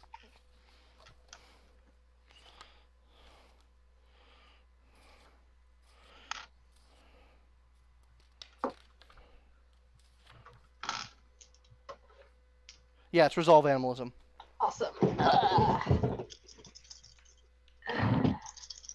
I'd like you to know that this pool is made entirely of hunger dye. Oh, fantastic. Oh, oh my god. What Are you about to happened? cause a I scene shouldn't in a have said CrossFit anything. gym? No, that's a messy critical. I don't know how you Messy messy critical. sense the beast. Oh, you can, trust me. I look forward to seeing how we do this. Oh, we're about So- to get kicked out of the gym. So yeah, you guys stroll in like casual as fuck, looking around, like checking out some of the literature, and then all of a sudden, Cadence like bowls past two of the guys working at the pull-up bars, and just starts like slamming on the back door to like the back office area. Okay. Because Cadence, and I'll explain your situation, Cadence. You sort of sniff around, you don't sense anything, but you just catch a whiff of that old good stuff in the back, and like the predator's instinct just takes over, and you're slamming your fist on the door. Okay. Like you're not trying to beat it down, you're very sensibly knocking on the door. Oh, she doesn't sensibly knock on doors. Like, if you are insinuating that there is anything about this that might be respectful of the condition of this property, then Fair enough. I'm going to respectfully disagree and say no. She's like, if there is something in there that she thinks is important, Mm-hmm. and she's not fully in control, she is, actually like, if that door didn't open, she's not trying to break it, but if it snapped, it wouldn't be surprising. Roll me double strength, please. Oh my god. I just imagine that as we're coming in, we're looking around, we're in fucking formation, and she makes a beeline. Mm-hmm. I'm sorry, guys. Pretty much. So while this is happening, what are Willow and Madison? What are your reactions? I probably keep walking because I think we're still in formation for a couple more steps before I even realize that she has left. I probably don't realize it until she hits those CrossFit bros. Okay.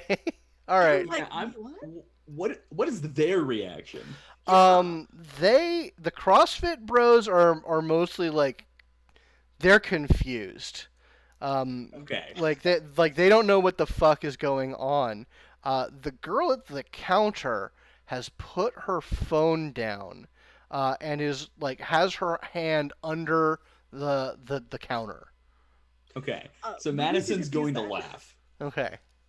Like he just starts laughing as if this is a hilarious situation, and he kind of like puts his hand on his head and he's like, "I knew she was excited to see her, but goddamn." And that's all he says. Okay. So you two are basically playing it cool.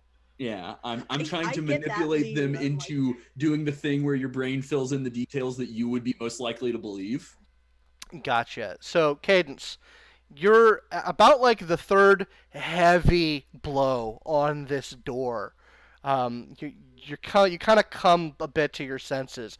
You've sort of knocked a crack in it. There's a Cadence fist-sized dent in the door, and that's when it opens. Oh. And who's there? Standing there, in very, on brand, gym shorts, polo shirt, is a dark-skinned man. Hair very cropped up. He's got kind of a little stopwatch hanging around his neck. He says, "Can I help you?" Is this guy what was pinging my? Yeah, you. It's not strong, like it's not active, but it's just this is you think is the source of that smell, that scent. Mm-hmm. She's going to slowly lower her hand, and she's gonna say, "My friends and I would like to talk," and she's gonna just flash a little bit of fang there, so the other guy knows what's up. He's unfazed. Do something. He Well, she's not trying to intimidate. She's just trying. Hey, we're letting on what she is without letting everyone else know. He looks to Willow and Madison. We're approaching. You both are coming up. I've got one pocket in my one hand in my pocket, and I'm like making small talk with Willow about how cute it is that our friend is so excited to see their friend. Okay. Just wish- He Yeah. he goes to the two bros, and he says, "Guys, why don't you take a lap around the parking lot?" And they just nod and head out. And he just sort of waves down the girl at the reception, and she just sort of is non-moving and just her eyes are darting between all of you. And he says, "Why don't the three of you step into my office?" Sure. Thank you. Sounds good to me. We're so sorry. She was very enthusiastic. No, I get that. I'm very haunted by Cadence's actions. Okay. So he steps aside, motions you inside the office. And we're going to jump to Alex real quick. So I will note that this is not time synced. Okay. So this is not happening at the same time. This is that you're happening a little bit in the future from them. Okay. So yeah, you have this address, and it is to a small shop that sells folksy kind of. Their main business is Santeria stuff. Okay. But there's a smattering of other mystical and religious practices going, and you basically have essentially appointment times where you're meeting with one of the local, funnily enough, Brua, Brita. I forget what the female word, but Brujeria. Brujeria. Yes, you're meeting with one of the local Brujeria. Haha. The number of jokes in White Wolf Fiction about that is kind of hilarious. But anyway, so yeah, there's not a lot to do. It seems like you're on the schedule, and you are ushered to sort of a little very cozy back room area. Are you taking any kind of precautions? What are you doing coming into this? I mean, I'm just covering my face so people don't know who I am. But Gotcha. these are Santarios. They know, they've seen my soul. There's nothing I can do. Fair enough. That's true. Oh crap! Did I just do something bad? Sorry about that, everybody. So yeah, you come in. You wait maybe about 3-4 minutes. Back door to the room opens. And a very she's pretty short, very lithe build, long brownish hair, hard to pin down ethnicity, but very much playing the part. She's got scarves and mystical doodads all over the place. But she just sort of plops herself down in a little cushion area and says, "Hi, Alex." Hi, long time no see. Oh, the kind of meeting we had last time is traditionally a last one. Yeah, it has crossed my mind that you may decide to take it that way. I hope you don't. No. I'm not in that kind of business. That's never been my thing. So what brings you back to this side of town? Well, there's a lot going on, and Oh yeah. I have put a lot of thoughts into who I might know that might have the best grasp on what it is exactly that's going on. So, you know me, I'm not one to beat around the bush. I'm just going to come out with it. Is Lilith in the woods? That's an interesting question. Of course she's in the woods. She's always in the woods. She's in the sky. She's in the air. She's in the water. She's in the fire. She's Right in the on. blood. She's everywhere. That actually does make quite a lot of sense. Right on. Ask her about the moon next. Well, that actually does make quite a lot of sense. That would explain why. Are you referencing specific woods, perhaps? Yes, and I don't know actually. I don't remember out of character where those woods are, and I'm gonna say Red Top State Red. Park, was it? Yes, I have a colleague that saw something that looked a lot like descriptions of her at Red Top State Park. Interesting. Obviously, I assume that it's some sorts of cultist or various kinds of. The thing about Lilith, as at this point, she's taken on such a mythological level of imports that it could very easily be just about anything in the world. It doesn't have to be the Lilith to be representative of her. That's very, very true. You got a good mind on your shoulders, don't you there? Sometimes it's out to a party while I'm sitting at home alone. Do you know who the Stag God is? Stag God? You've not been seeing it. Not directly, no. I mean, there's all sorts of stag gods.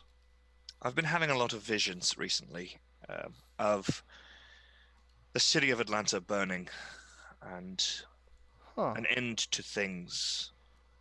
And at the head of all of this, there's always a man, possibly a woman. I can't tell. I've never really been that close to it, but it's anthropomorphic in shape, and it has antlers, and it is either responsible for the end of the world or able to prevent it. I haven't gotten that far yet, but I've recently discovered that I'm not the only one having visions of it, and not everyone who's having visions of it is Malkavian. I know sort of augury and prediction and clairvoyance are your sort of bag a lot of the time. I was wondering if maybe you had any insight. I dabble. But let's get back to this Lilith in the woods. So you have a colleague, you say? Yeah. I'm probably going to need to talk to them.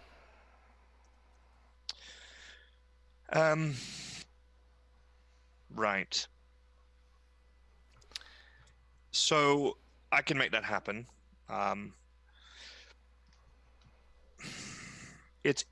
Traveling in this territory is a little bit more difficult for me than it used to be. Oh, I know. If you would give me sort of a time and place that would be, if at all possible, a little closer to the line and most convenient for you, I will bring my compatriots with me. That's a good idea. Let me think. I can set something up. Something that won't be too difficult. Okay. Because you've piqued my interest. I do that sometimes. It's really fascinating, you know? I never thought I'd see nights like these. You know, visions of the end times, terrible things rising up. I expected that. Well, sure, you've been through it before. Oh, absolutely. But what I didn't expect was this new... how to put this? Things down here have been better than they've ever been in my life in the Sabbat. The cats are away, Alex. Ah. For the Sabbat or for all of us? For all of us, but the Sabbat especially. Interesting. Well, They're over let's play there. Indeed. I've been able to move more freely than I've ever had, which is ironic given the party line about freedom. Yeah, right. Regardless. Stag god. Now, do we think this is an actual god, or... No, it's just sort of the, for lack of a better term, the colloquialism I've been using to refer to it among my group. I see.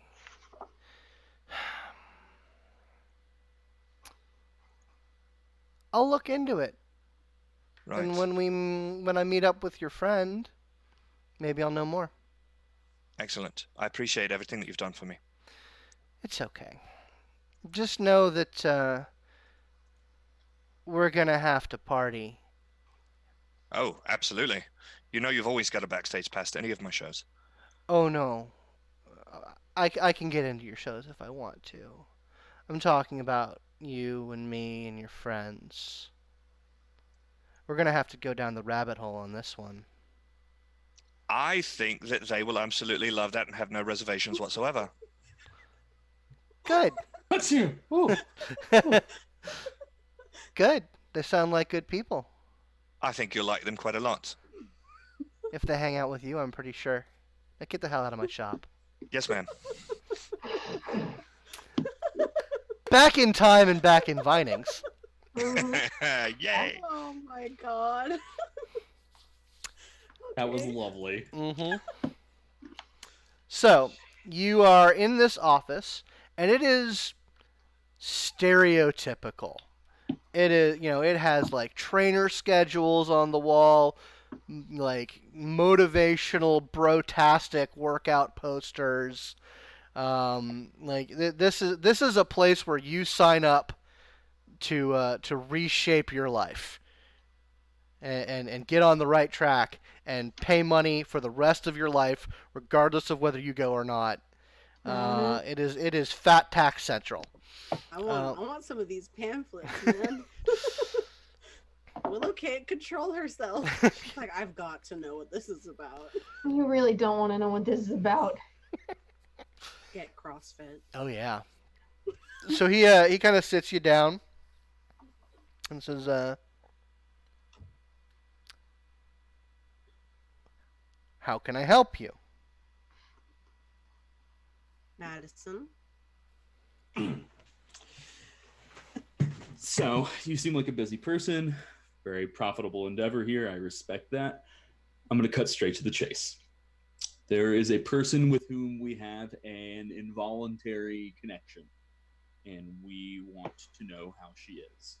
We suspect we know her through a pseudonym, and we suspect that she may have association with you that is not of the voluntary sort, or not of the involuntary sort, as ours is with her.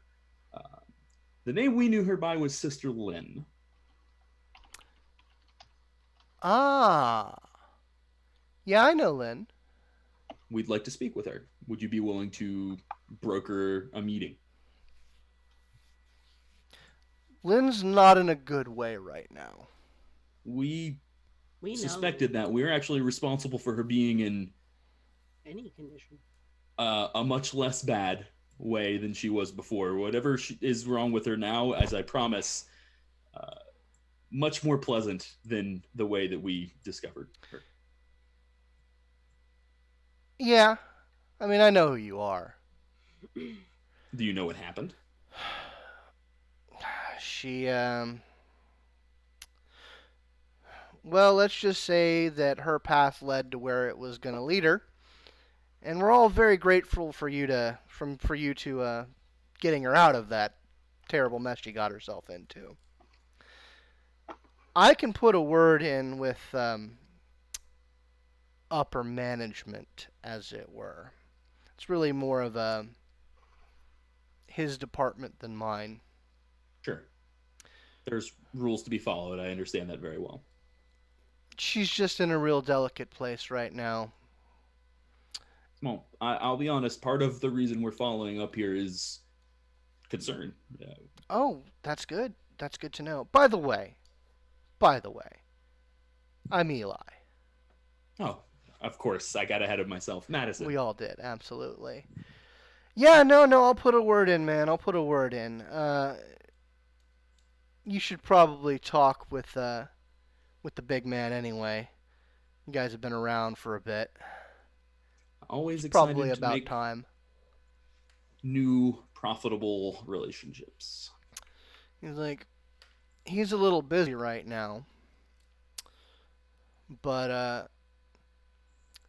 I don't want to send you people empty-handed. Give me a couple of minutes. All right. Yeah, picks up the phone on his desk and speaks into it. I don't suppose any of you speak Egyptian, Nope. No. Probably not. or whatever they speak in Egypt nowadays. Arabic. Arabic, yeah. He speaks for a little bit, and he, after about 3 minutes of conversation, he just holds the phone out. Just Hello? Who am I speaking to? He looks at what- Eli. he says, "You wanted to talk to Lynn, right?" Oh. All right. Take the phone. Okay. Hello? He says, "Hello, Madison." It pleases me immensely to hear your voice. We were very concerned about you. Thank you for your concern. I had to go home. Understandable. We would like to meet and speak with you at some point at your leisure. Would that be okay? I think that'll happen soon. You need to talk to my father first, though. I see. Where will we be meeting you? I think you'll be contacted. All right. Are you well? Do you need anything? I'm fine. Have any of the congregation? Have you seen any of them? We haven't had any contact with them for good or ill. They're not returning my calls. That. Oh. I'd like to know how they're doing if you can. I can look into that. I was just going to say, if there's anything you want us to look into over on our side of things, we could take care of that. She says, I left something in my room. Hmm. You can get rid of it. I see. I have to go now. Be well. Takes the phone back. He says, like I said, big man's busy right now, but we can get in touch later. To be honest, that's more than I expected from an initial meeting, so thanks. You're most welcome. Is there anything that I can do for any of you? Anything you guys need right now? Invest in better doors. He's like, Cadence, that's so fucking Cadence. rude. You knocked his fucking door in. Do you want me to replace the door? I can He's have like, people come replace your door. don't worry about it. We get some roid rage in here every now and then, and I'm pretty sure he's going to go in the black on that door if the insurance policy on this place is any good. it'll be fine. Okay. But yeah, no. I mean, I think we're good. not that it fucking matters, because he motions to the pamphlets that you've got like clutched in your hands. He's all like, not that that'll do any good for you, but the eating's good here. Oh, I bet. Hey, Madison, did you know that CrossFit was invented in Santa Cruz, California? How cool. I didn't know that, but now I do. That's what this I pamphlet feel- has just told me. God damn, Something like it. I gotta tell you, this business has done wonders for us. Yeah? Yeah. Well, next time we meet, you'll have to tell me a little more about it. I don't want to stay in your hair for too long. Oh yeah, man, the suckers just keep coming in. Why don't you guys head on out? All right. I'm going to take out one of my standard for kindred use Mhm. business cards that has a randomized burner number on it. Mm-hmm. He takes it. Hand it over to him. Anytime you need anything, we're on the same side of this thing, at least fundamentally speaking. So Oh let's- yeah, absolutely. Fuck the cam. Yeah. See you later. See you later, man. Peace. All right. Guys, way too fucking nice. That gave me the creeps. Oh my god, it's CrossFit has given him a positive energy. You need to lay off. uh I feel Next, he's going to tell you about keto. Oh yeah. like I don't get these bad exercise things. Like, why? So I guess we can table the Lynn thing for now. Yeah. Did she sound okay? She sounded like somebody being held prisoner and trying to communicate through code while a camera's on their face, but... Oh. So yeah, pretty much fine. Okay. All right. So you guys head back to the Haven, or wherever you guys head off, and around about this time, we catch up to June 12th, 2019, 9:06 p.m. Why the fuck not? And you guys have sort of gotten a lot of your business squared away. You guys are having another one of your round table stand-up scrum, other corporate buzzword meetings, and back in the Haven with each other. I'm going to say everyone's willpower is absolutely refreshed. Everyone's at hunger 1 for the sake of let's not deal with it right now. Still haven't reset the story, though. So... Okay, so how did things go? All right. Well, good news. Seems that those nasty rumors that the Cambros were spilling about just seem to be limited to the Cambros. That doesn't surprise me. Yeah. East Street Boys seem to have some concerns about them. They are conducting inquiries, and if there's anything you want me to say to them, anything I can do to help assuage that other than just, stupid Cammy propaganda, then... I can tell you exactly what happened when we're done with the debriefing today. Okay. If they're gonna be asking you about it, I don't want you to have to give half measures. I'll just tell you guys what happened. Okay. Also, Nikki C is probably going to want to set up a little more of a formal meeting because, of course, things. But, yeah. On the weird shit going down front, I had another conversation with the mage who talked to us at the college. She says there's something weird in the plants. I don't know what that is. She says it's... Yeah. That actually kind of corresponds with my findings. But, yeah, she says there's something weird in the plants. Like I said, I don't know. Apparently you know, but I will pass that along. And I said, if we found out anything else weird, I'd let her know. So... And that's about it. You were very productive. Yeah, sounds like everything went very well. Yeah. For better or for worse. I don't trust it. Something bad's gonna happen soon. Well, I guess I'll go next since it kind of segues off of what she found. And he produces 4 paper-clipped, high-quality prints of basically a summary of his findings and passes them out to everybody in the room. Oh my god, Madison, he's such a fucking nerd. Oh, Yeah. It's so fancy. I love this. I'm very organized. Oh.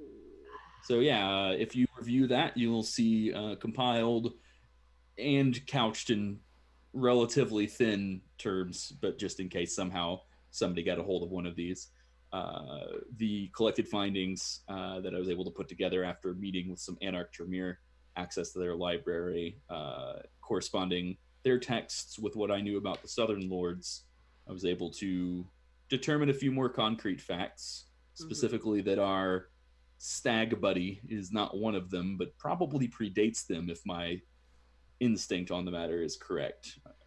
On the last page, you'll actually see a slightly enhanced photocopy of a document I was able to discover, the initial compact, the initial accord between the Southern Lords.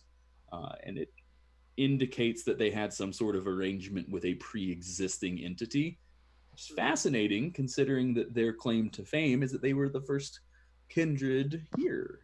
Well, entity here before them doesn't necessarily mean kindred. Right. In fact, we know it doesn't mean kindred. That's why it's interesting. There are no explicit references that can connect our Lord Blackheart to this thing, but there are a number of coincidences that are too many to be coincidences. You can find those on pages 14, 17, and 22 in the footnotes. I start flipping. Cadence is just gonna set it down. I'll look at it later, maybe. So would That's this? what I found. In addition to our little adventure to Sister Lynn's CrossFit friend. Oh, is Sister Lynn doing all right? No. No. She's alive. She's talking. That's good. She sounds like she's a hostage in fucking Vietnam, but beyond that, That's surprising. Her dad isn't very happy, is what she said.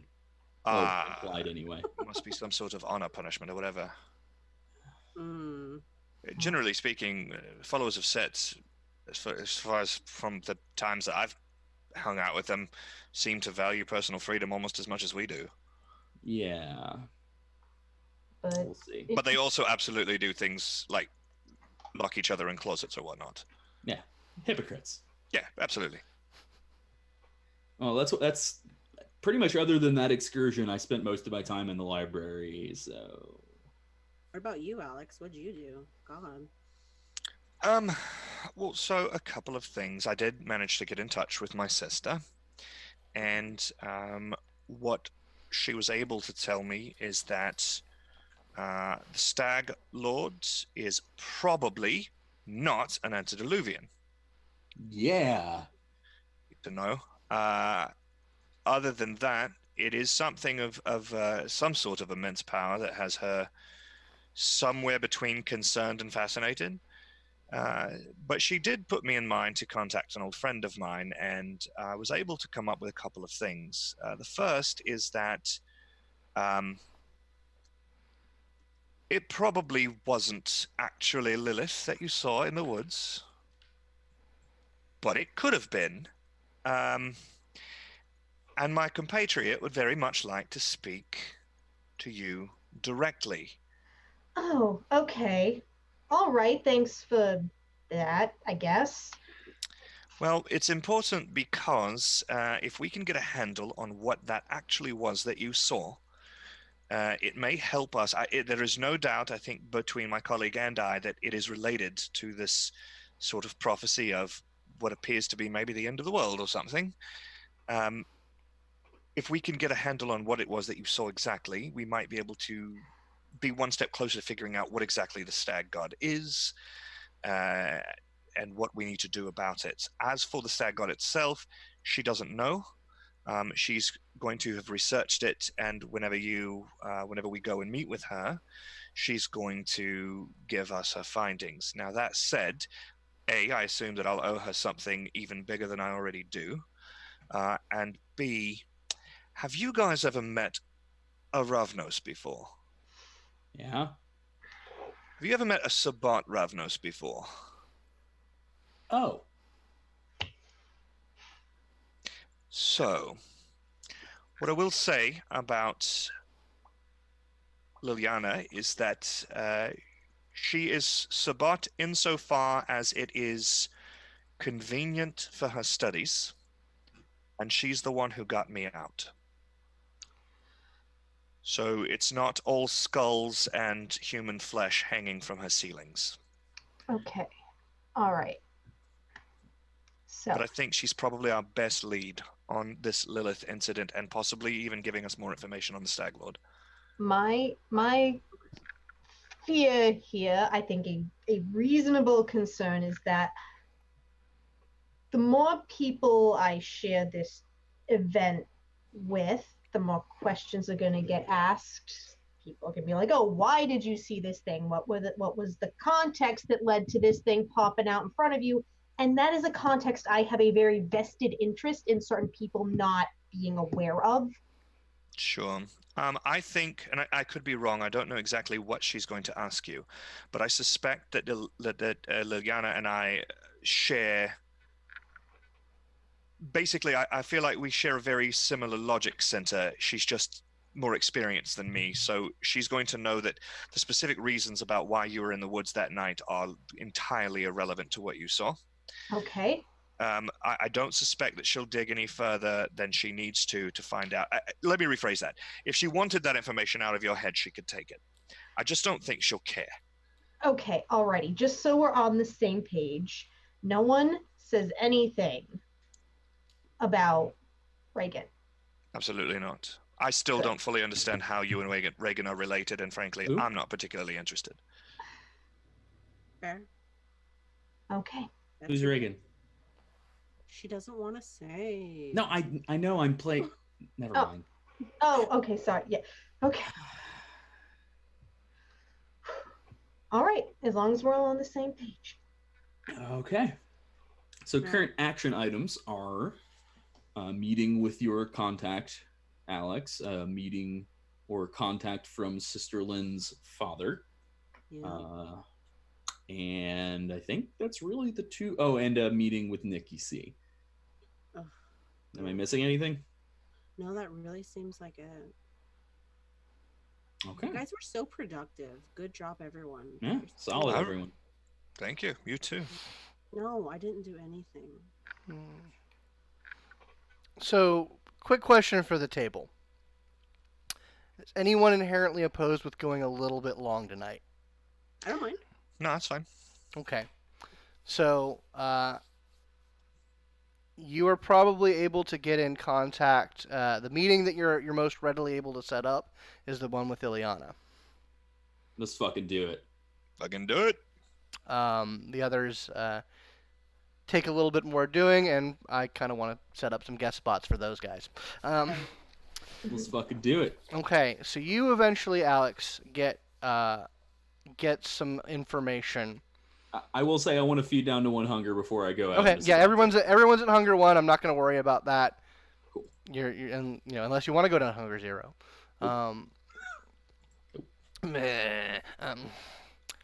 But anyway, so Alex, you get some information, and the place that you're directed to go to is actually north of I-20. It is, however, you're actually given like pretty specific instructions, and it is on the I-75-85 connector. It's not on an exit. It's on the highway itself. Oh God. So I'm just gonna pretend like this is the most normal thing in the world. Is it under an overpass or something? It is under an overpass. Then I'm going to start scumming up my clothes real bad. Alex, you sure these coordinates are correct? Because they're just right in the middle of the fucking highway. Oh yeah, so I'll assume that she's doing her vagabond persona tonight. Oh. Can you maybe brief me a little bit on what I should expect here? Oh.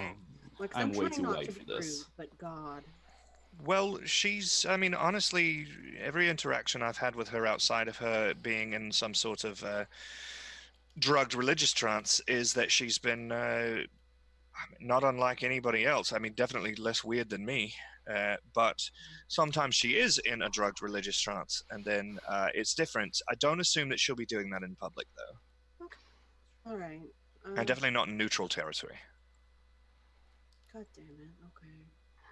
She's quite lovely. I think you'll like a lot. She did say one thing. What was it that she said? Oh, what is it that she said, Alex? What'd she say? She wanted to make sure that everyone wore something appropriate for the area. So, Madison, it won't do to have you show up in a 3-piece suit. That was all. Oh, well. That's fine. Yeah, no, I might have some oversized hoodies I can throw your way. I mean, oversized for me, they might be the perfect size for you. Don't worry, I have lots of clothes in your size. Don't worry about it. Yeah, but mine will probably be dirtier, which I mean, be that's appropriate. definitely a fact. And I'm just gonna wear a t-shirt. Okay. Yeah, All that right. should be fine. And she said nothing else of any import. I mean, So- I'll take the hoodie, I guess. Pick the hoodie. Go ahead. she runs off to her room and a few minutes later comes back with like this. It was probably actually colored at some point, but it's all like faded and covered in mud. Just like tosses it at you. You blend right in. So, as much as I love staying true to current conditions, I'm going to make a slight adjustment to tonight. Okay. And I'm going to say that Atlanta is beset by one hell of a thunderstorm. Hell yeah. It is raining prodigiously in the city right now. And you guys are able to make your way under this overpass without too much hassle. And it's actually a fairly large section off the side of the road. There's a very large concrete wall and a couple of sort of service areas. And when you get there, you don't see anyone waiting for you. There's nothing like laid out or anything. The most prominent feature is that there's just some quirk of the architecture of this roadway, that there is essentially a 3-foot wide waterfall coming through a gap in the road down this concrete wall. I'm gonna walk over to that waterfall just because I clearly know exactly what the hell I'm supposed to do here, and walk through it. Yeah, you walk through it, and there is an open access door that you just walk right through, and 3 of you just see Alex walk through this waterfall.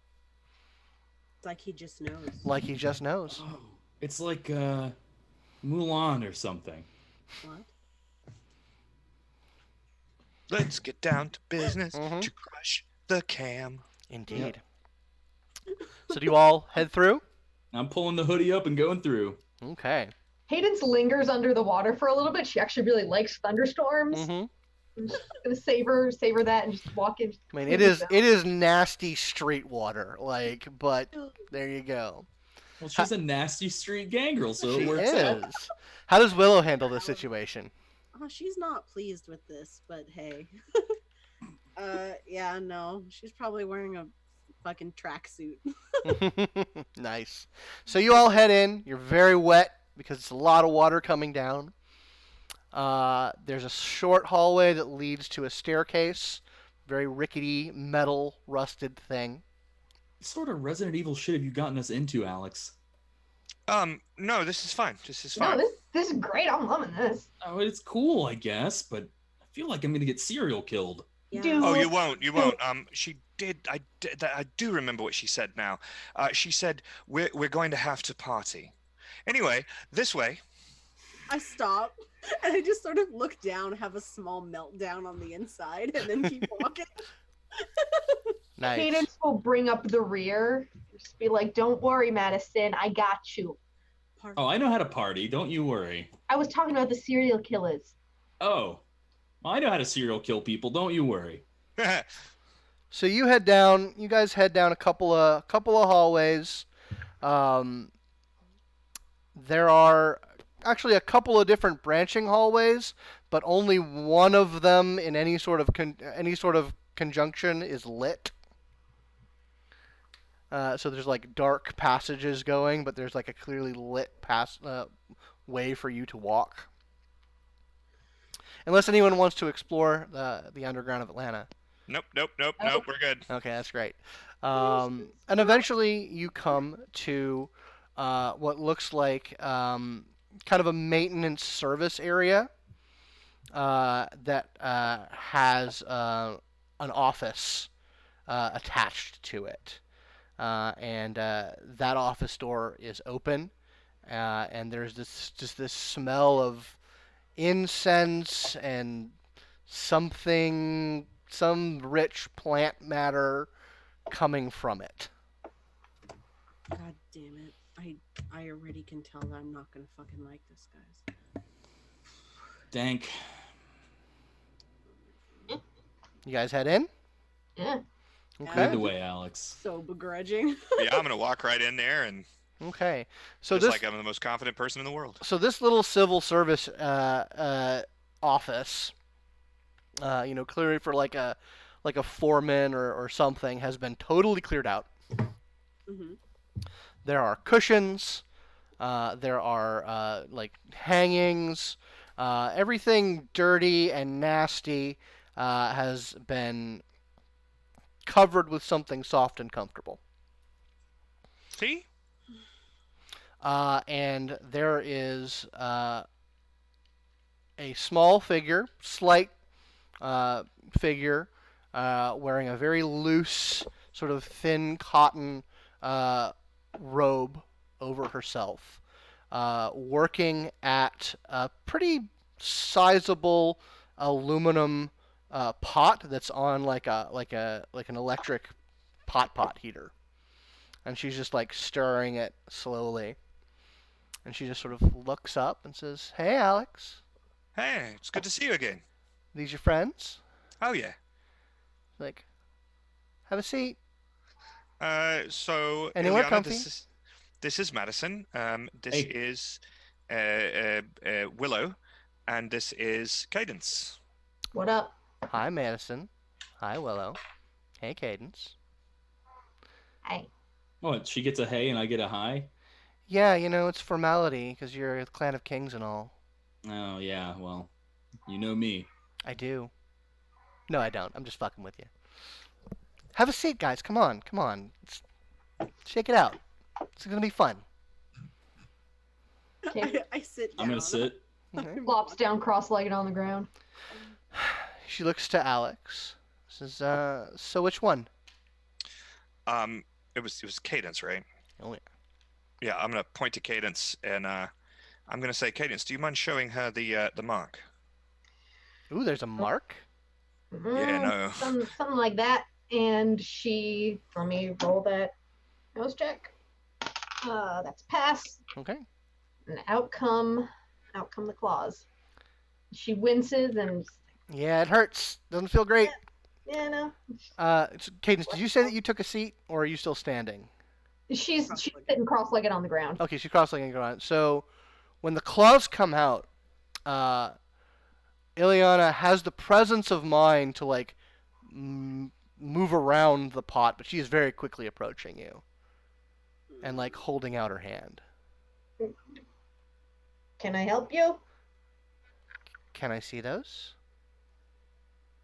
And she Sure. very gingerly takes them, sort of feels down each one, applies a little bit of pressure on your ring finger claw, and a bead of blood forms. She licks it. That's interesting. I haven't seen anything like that before. Yeah, I imagine it's not exactly common. So, Alex here tells me you had an experience. That's a word for it, yeah. She sits back down at her pot, turns the heat down a little. She says, "Why don't you tell me whatever it is you're gonna tell me?" I was on a job out in one of the state parks here.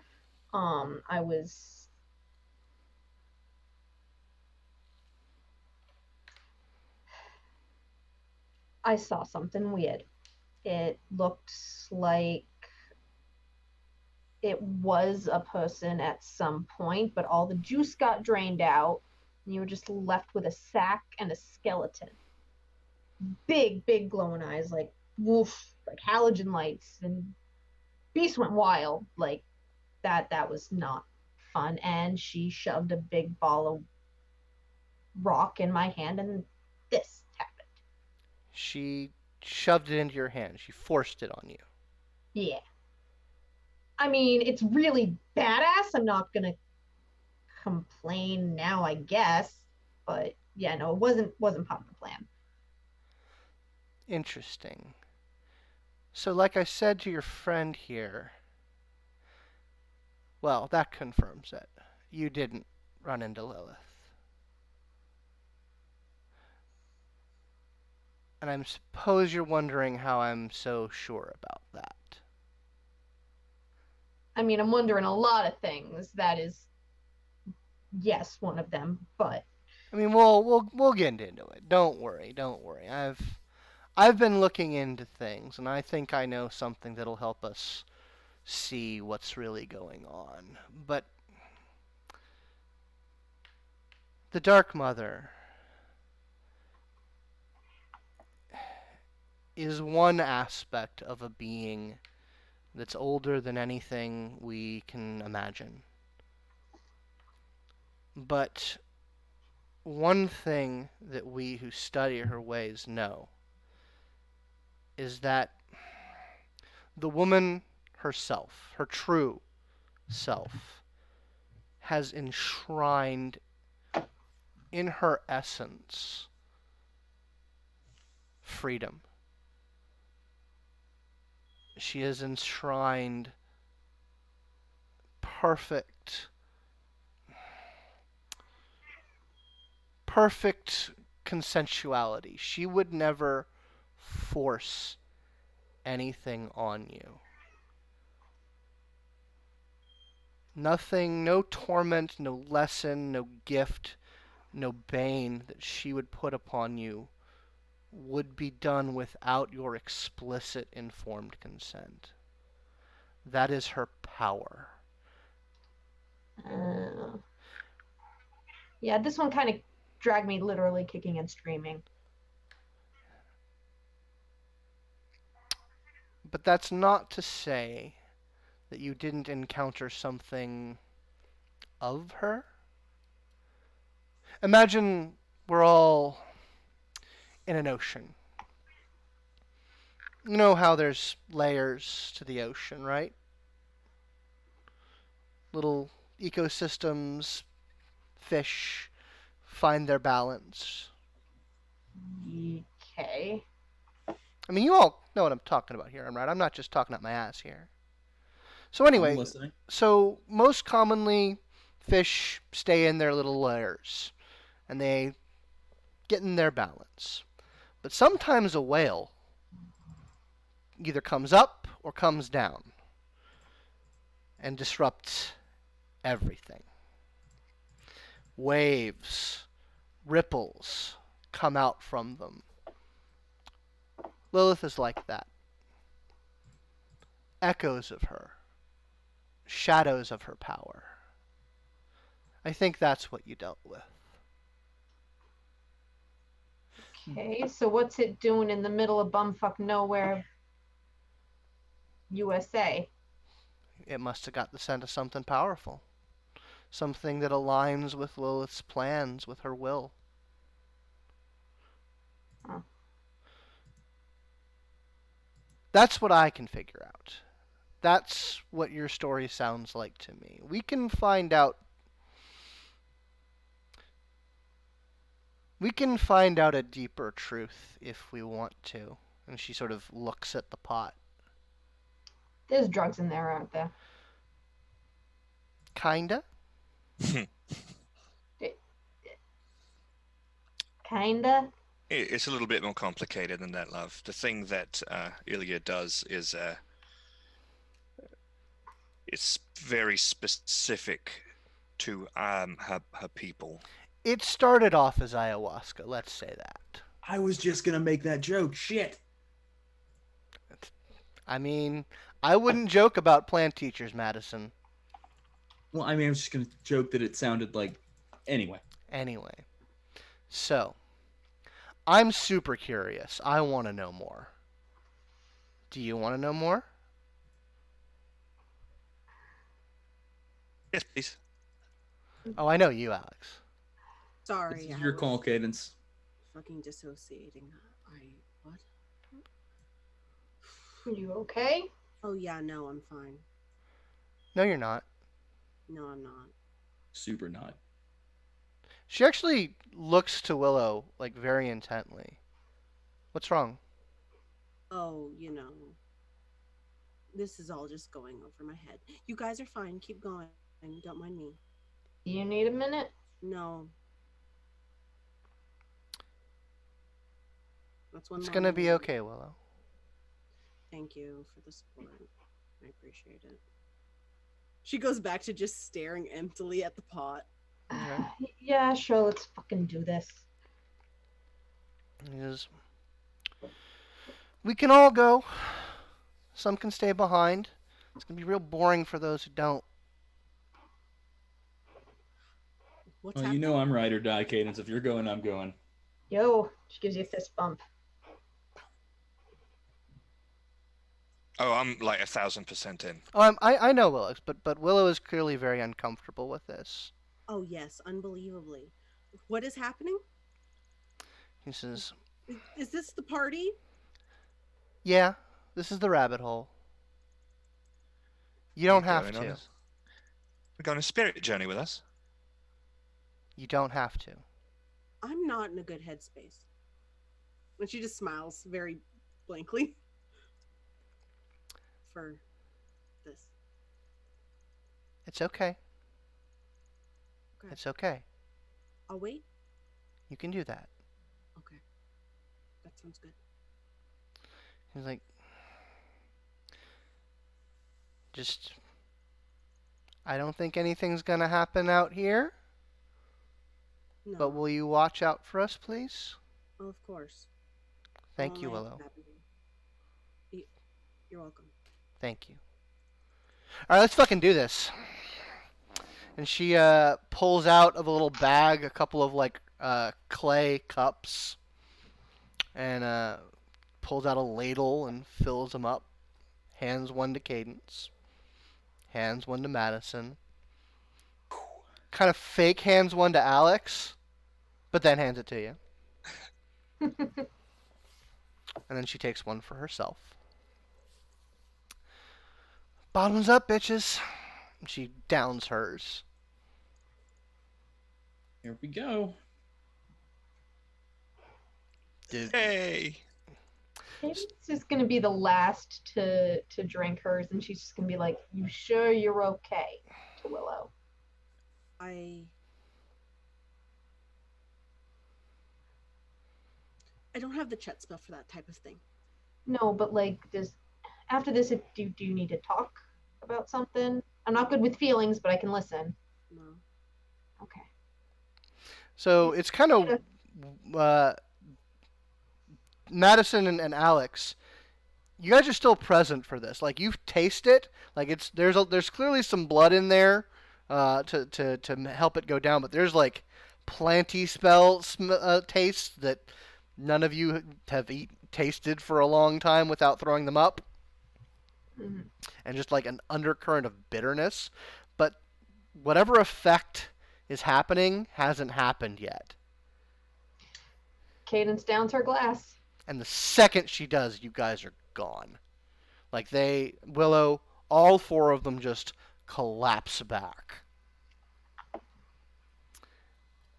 And the first thing that impresses upon all of you when you pass through this sort of wave of egoless, timeless space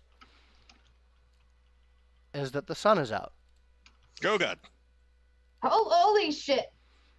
And you don't hear yourself say that. You hear it in your mind, but your mouth isn't talking.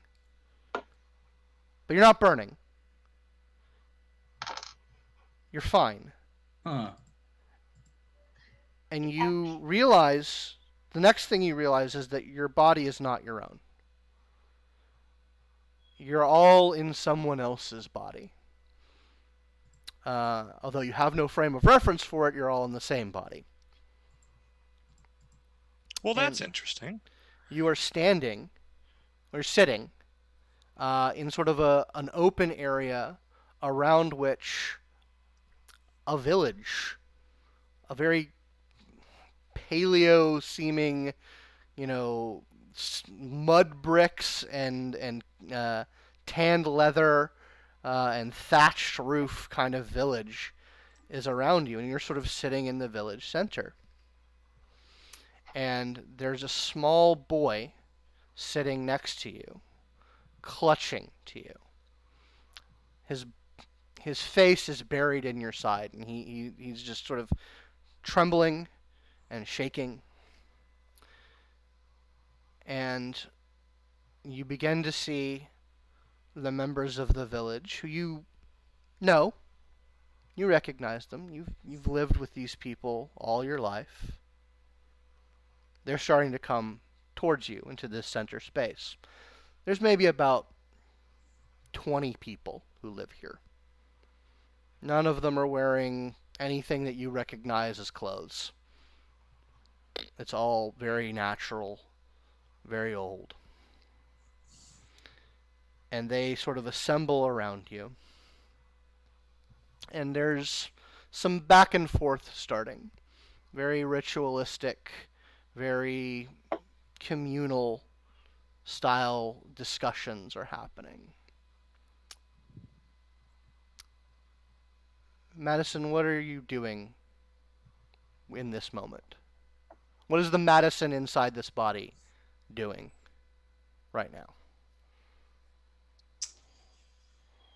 I think his first instinct in this sort of situation is always observational. So he would just kind of quietly try to navigate his way through whatever is being discussed and start to try to construct a mental picture of the meat and potatoes of this debate. Okay. Cadence, what are you doing inside this body? Being really dang confused. Okay, so you're just sort of shell-shocked. Yeah, this is really different. Oh my god, there's a sun out and it doesn't hurt. I'm still scared of it. People, kid. Okay. Alex, what is Alex doing inside this body?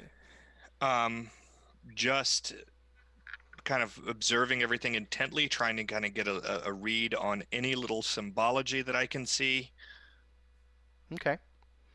So, after the sort of the boilerplate discussion and ritualism, the meat of the matter is presented. A couple of people step forward, and they have they're holding things in their hands, and they've sort of covered with a very simple fabric covering, and they lay them down before you. There's about maybe 4 different items, and they remove the covers, and each of these things is a small animal, a dead small animal that clearly did not die well, that suffered incredibly before it was allowed to die. And all of you in this body feel the child before you just bury their face even harder into your side, and it's just starting to shake its head. Madison, what are you doing in this moment? Madison is naturally going to latch onto the legalistic elements of this, and his instinct would be to try to coax the child into coherence and try to get that child's account of how and why this happened. Okay. Cadence, what are you doing in this time? Still being confused, but sort of getting her bearings. Oh my god, there's a kid next to me that's upset. Like, there's a kid that's crying. That is not okay. Probably, okay, little awkward with the comfort thing, but, try maybe put the arm around the kid, So you're comforting the child. Alex, what are you doing here?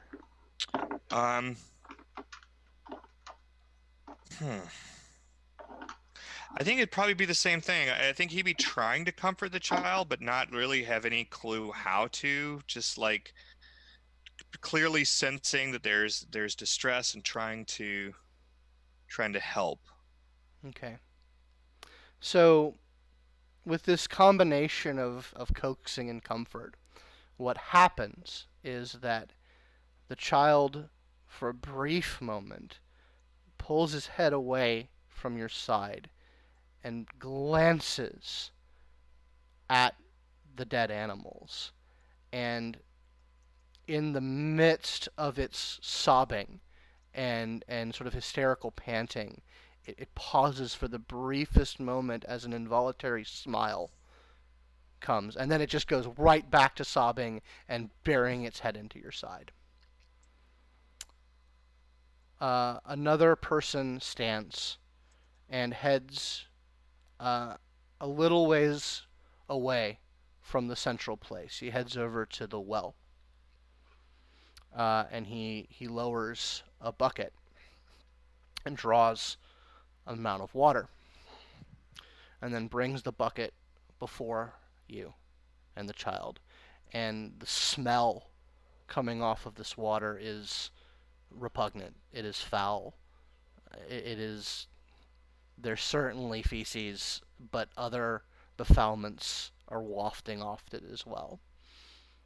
And they put this in front of you. Madison, what are you doing?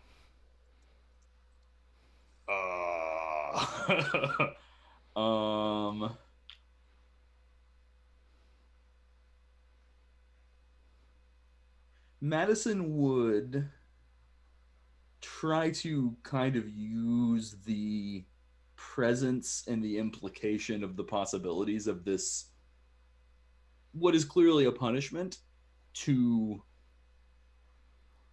push a bit further and coax a more complete or more honest account from the child.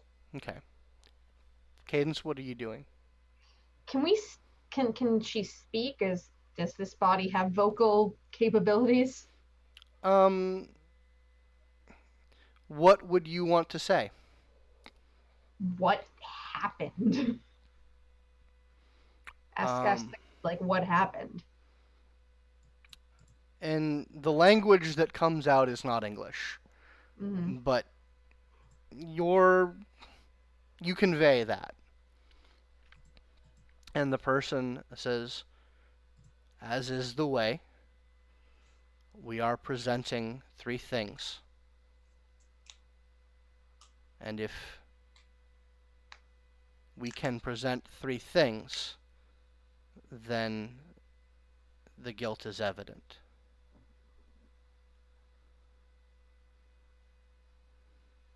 This is our way.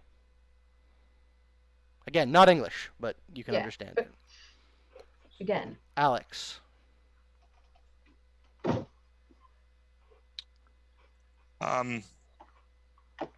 So, again, Alex is just sort of trying to figure out what the hell's going on around him. I get that this is some sort of a trial, and does it look like I'm meant to drink this fluid, or? Oh no, no. No one is. There's no cup or ladle or any sort of. This is a piece of evidence. Gotcha. Okay. I think he's mostly gonna stand around and try to figure out, like, or do I feel like I'm the one on trial? No. Okay. That I'm gonna observe. Like, what can I from the position? Can I glean what I'm doing here? Am I the judge? It's not anything as familiar as that. Gotcha. Clearly they feel they have to prove something to you, but that's as close as a relationship or structure that you can glean. Okay. Then I'm going to sit nobly and wait to see what is presented to me. Okay. The third thing that is brought before you, a woman steps out of a hut, and she also has a child. with her. And that child is covered. You can't see this child's face or anything like her. The child is sort of hesitantly brought before you, and the covering is removed, and there are burns everywhere.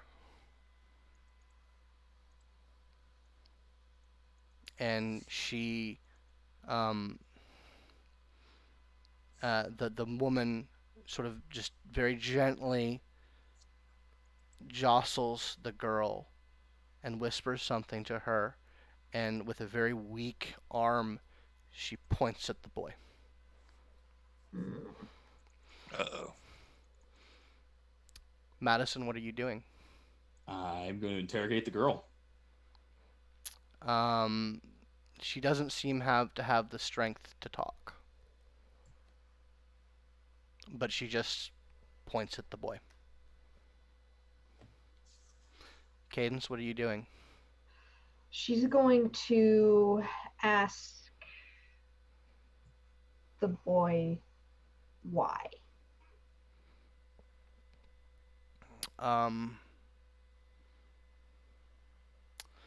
The boy doesn't respond to you verbally. It just kind of clutches you tighter.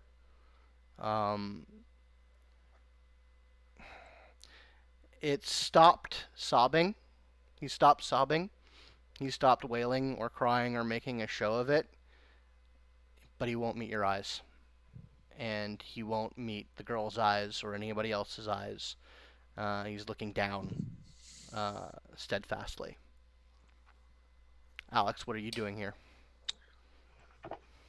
I'm going to say in the most nurturing tone that I possibly can, "It's all right, boy. Just tell me from your perception what happened."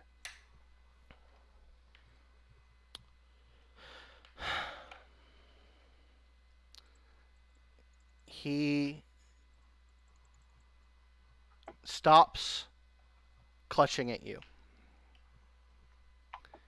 And he cranes up. He's trying to get to your ear.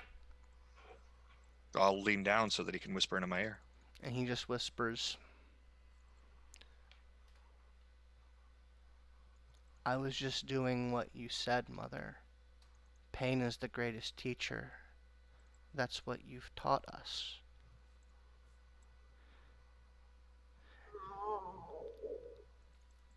And you know that in this society, this is all that needs to happen to prove guilt. 3 things presented, nothing that contradicts them. And as far as this society is concerned, the boy is guilty. And you know it too. You know that you've made something that has fallen from what your intent was. Maybe it was a sickness that you failed to catch. Maybe it's a curse from the angry god you've been dueling with your entire life. Maybe you just fucked up. But you know that you owe a debt. But it's a debt that no mother could be asked to pay directly. And the 4 of you wake up vomiting this substance out of your mouths. Willow, it's been maybe 5 minutes. And they are just disgorging what they just drunk. Oh. How was your party? It was not as fun as I might otherwise have hoped. And Ileana is just like, she's slowly picking herself back up. Thought maybe you guys would be gone for a couple hours. I was getting ready to read these CrossFit pamphlets. Don't do that. Oh, anything but that. There's no Wi-Fi. Ileana looks up to you, Cadence. This is... I think I know what that was. I think I know, and she points to your claws. I think I know what those are. By all means. But What do you got? we've reached the point of the evening where it's time to pay the piper. Oh God. What do you want? She comes up to you, sort of kneels so that she's sort of below you, and she once again reaches out for your hand. The one with the claws? Oh yeah. She's... What are you asking? She puts her hand on your hand and starts to move the claw up to her own throat. And she locks eyes with you and she whispers, "I want to taste them." What? She just has your hand against her throat. You want me to... Yeah. This is the real shit, Cadence. I want to feel her bite. She's gonna look around like... It's one thing to punch someone, to stab someone who deserves it, but no one's asked for it normally. This is weird. She'll... Yeah, she's confused, but she'll, I guess, do as she's asked. Okay, so you close your claws around her throat, and they pierce into her flesh, and her eyes just sort of roll back, and she makes a noise that's half pained gurgle and half moan. And she just lingers there for a moment, and then her hand drops. But she doesn't move.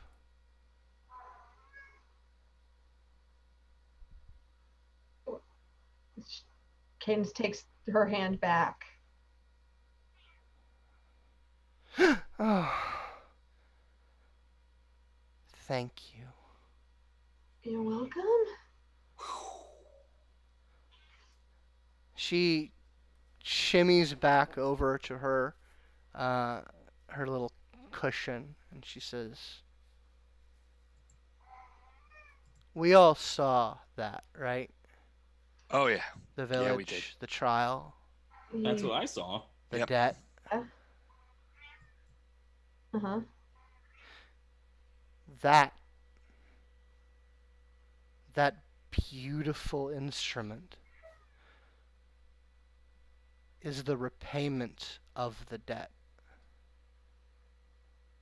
or an avenue, a path. Those claws are purposeful. They have a target in mind." Huh. Oh. Oh. Right on. They are an anathema to something that's disappointed her, something that's shamed her. Okay. All right. That's very interesting. So I'm like a millionth generation along hit squad. You're a delivery girl. Huh. But if those hit the mark, I don't think it fucking matters. I think those are death.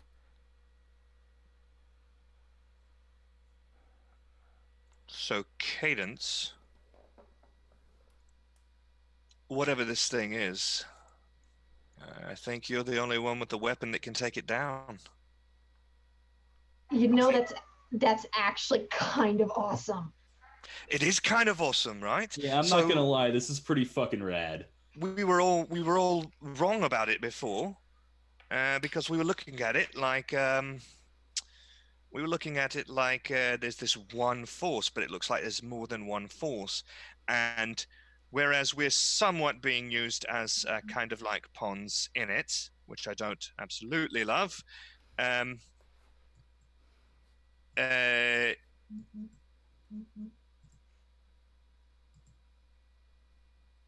Hold on, sorry about that. I think it's less that we're pawns in it, and more that we are the action heroes in this fucking movie. That's a real optimistic take on it. Yeah, I was gonna say. But just so we're all on the same page, and like, so something pissed Lilith off, and now she's using me to get back that. I mean, that's what I got out of that. That's so we're all on the same page. Right, but I suspect that whatever it is that pissed Lilith off is also the thing that is literally going to burn the city down if we don't fix it. So that would certainly be a convenient state of affairs. Mm-hmm. She's yeah. I looked into your stag boy. Yeah. Something woke up couple weeks ago. Something down south. Yeah, that is something we felt. And Did y'all hear about Callaway Gardens? No. Blight. Most There of was it a died. newspaper thing about it. Yeah. And they got some of the stuff that survived. They brought it up here to the botanical garden. I just don't think that's a fucking coincidence. Not at all. Hardly. Right, well, it's been real fun, you guys. But, I gotta go feed. Right on. But before we go, there's one little thing. And I'm gonna have to ask all you that don't have a mystical claw gifted by the Dark Mother to head on out. I pick up my stuff and leave. Is Good that kids. necessary? Yeah. I think you deserve the opportunity to keep what I have to say to yourself. Cadence, you want us to do that or what? Yeah, go wait outside. All right, you got it. I just didn't want you all to think that, you know. No, This is your thing. we're a coterie, and this involves all of us. So. You can tell him if you want, but I think you might want to keep this one. I mean, I think that's fair. So. Okay. See you in a few. We'll be outside. Before you all leave, she kind of stops Willow and she says, "Are you okay?" Oh. Cool. Yeah. I'll be outside. And she just sort of goes. She's very eager to get out of that room. That entire thing made her super uncomfortable. I don't doubt it. So. Because it was super fucking weird. So, when you're alone with Ileana, Cadence, she says, "I am so fucking jealous of you." Okay, that sounds an awful lot like your problem, but sure. Oh yeah, no, it is. I'm gonna learn from it. It's gonna be great. Yay, personal. Love it. But seriously, what's the big? So, you got some weird and probably destined situations heaped up on you. So you got that, Uh-huh. and you got your blood. You got the blood of the hunter. What? Like, is that a clan thing? Yeah, Like, you're a fucking Gangrel, right? Okay, all right, awesome. Just say I'm a fucking Gangrel. Jesus Christ. I don't do nuance. I got you. It's okay. I'll break it down for you then. Trying to be poetic, but I guess that's lost on you. Here's the thing. She never gives. She never takes without giving. She never gives without taking. If you pay this debt for her, that means she owes you. And you have a link to her. And you have the blood of the hunter. And that means that if you go looking for her, the real her, you will find her. You're saying I could hunt down the actual historical Lilith if I wanted to. You wouldn't even have to try. Hell yeah. Whew. Well, I gotta tell you one thing. No offense to you and your beliefs and your ideologies and your idolisms and whatnot.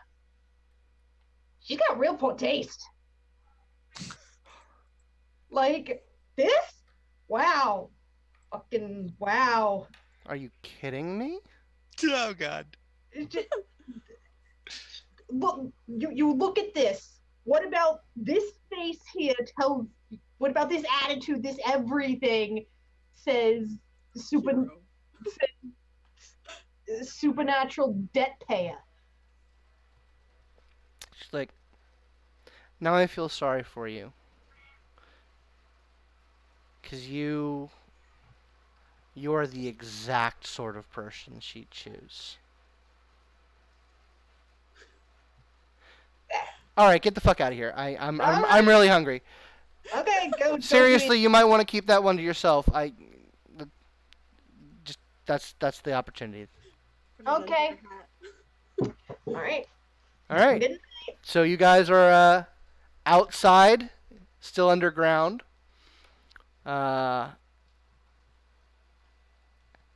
What's up? I got to learn a lot about CrossFit in the 5 minutes you guys were gone. Was it invented in San Bernardino? No, I don't think it was San Bernardino. I'm pretty sure it was Santa Cruz. It had to be California. Yeah, only everything crazy comes from California. Haha. Haha. Yeah. All right, guys, that was weird. Oh, you're okay. Good. Yeah, no, just so I am not a creature of nuance. I am not a creature of subtlety. So, on the scale of information that could be not necessarily useful, but interesting and ultimately kind of maybe dangerous if other people knew, where do you fall on the I gotta know this shit scale? You know my answer. What do you fucking even what? I love really dangerous information. It's sort of my thing. But I'm not going to pressure you in any way. If you want to keep it to yourself, I'm gonna pressure you. Fucking spill it. Oh, okay, geez. First of all, Willow, I know you're not good right now, and that's okay. No. I gotta make sure this don't get back to Hancock. Like, this does not. And if it does, You'll know who it was. Yeah, exactly. I'll know exactly who it was, and yeah, no. Don't worry about it. So I have no way of confirming this. No, do I have any desire to confirm this, because why would I? She thinks like that if I pull this shit off and kill whatever it is Lilith wants me to kill, one, Lilith will owe me a favor. Two, I can just like find her, like, you know, like just go fishing and boom, there she is. You're so cool, Cadence. Oh my god. What? like, cause apparently being like, the whole something to do with being a gangrel and having this actual physical link to her, and I don't know. I mean, wait, what? No, wait, what? No, wait, what? Yes. Okay. So, wait, what? that does make a certain sort of sense in its own way, I guess.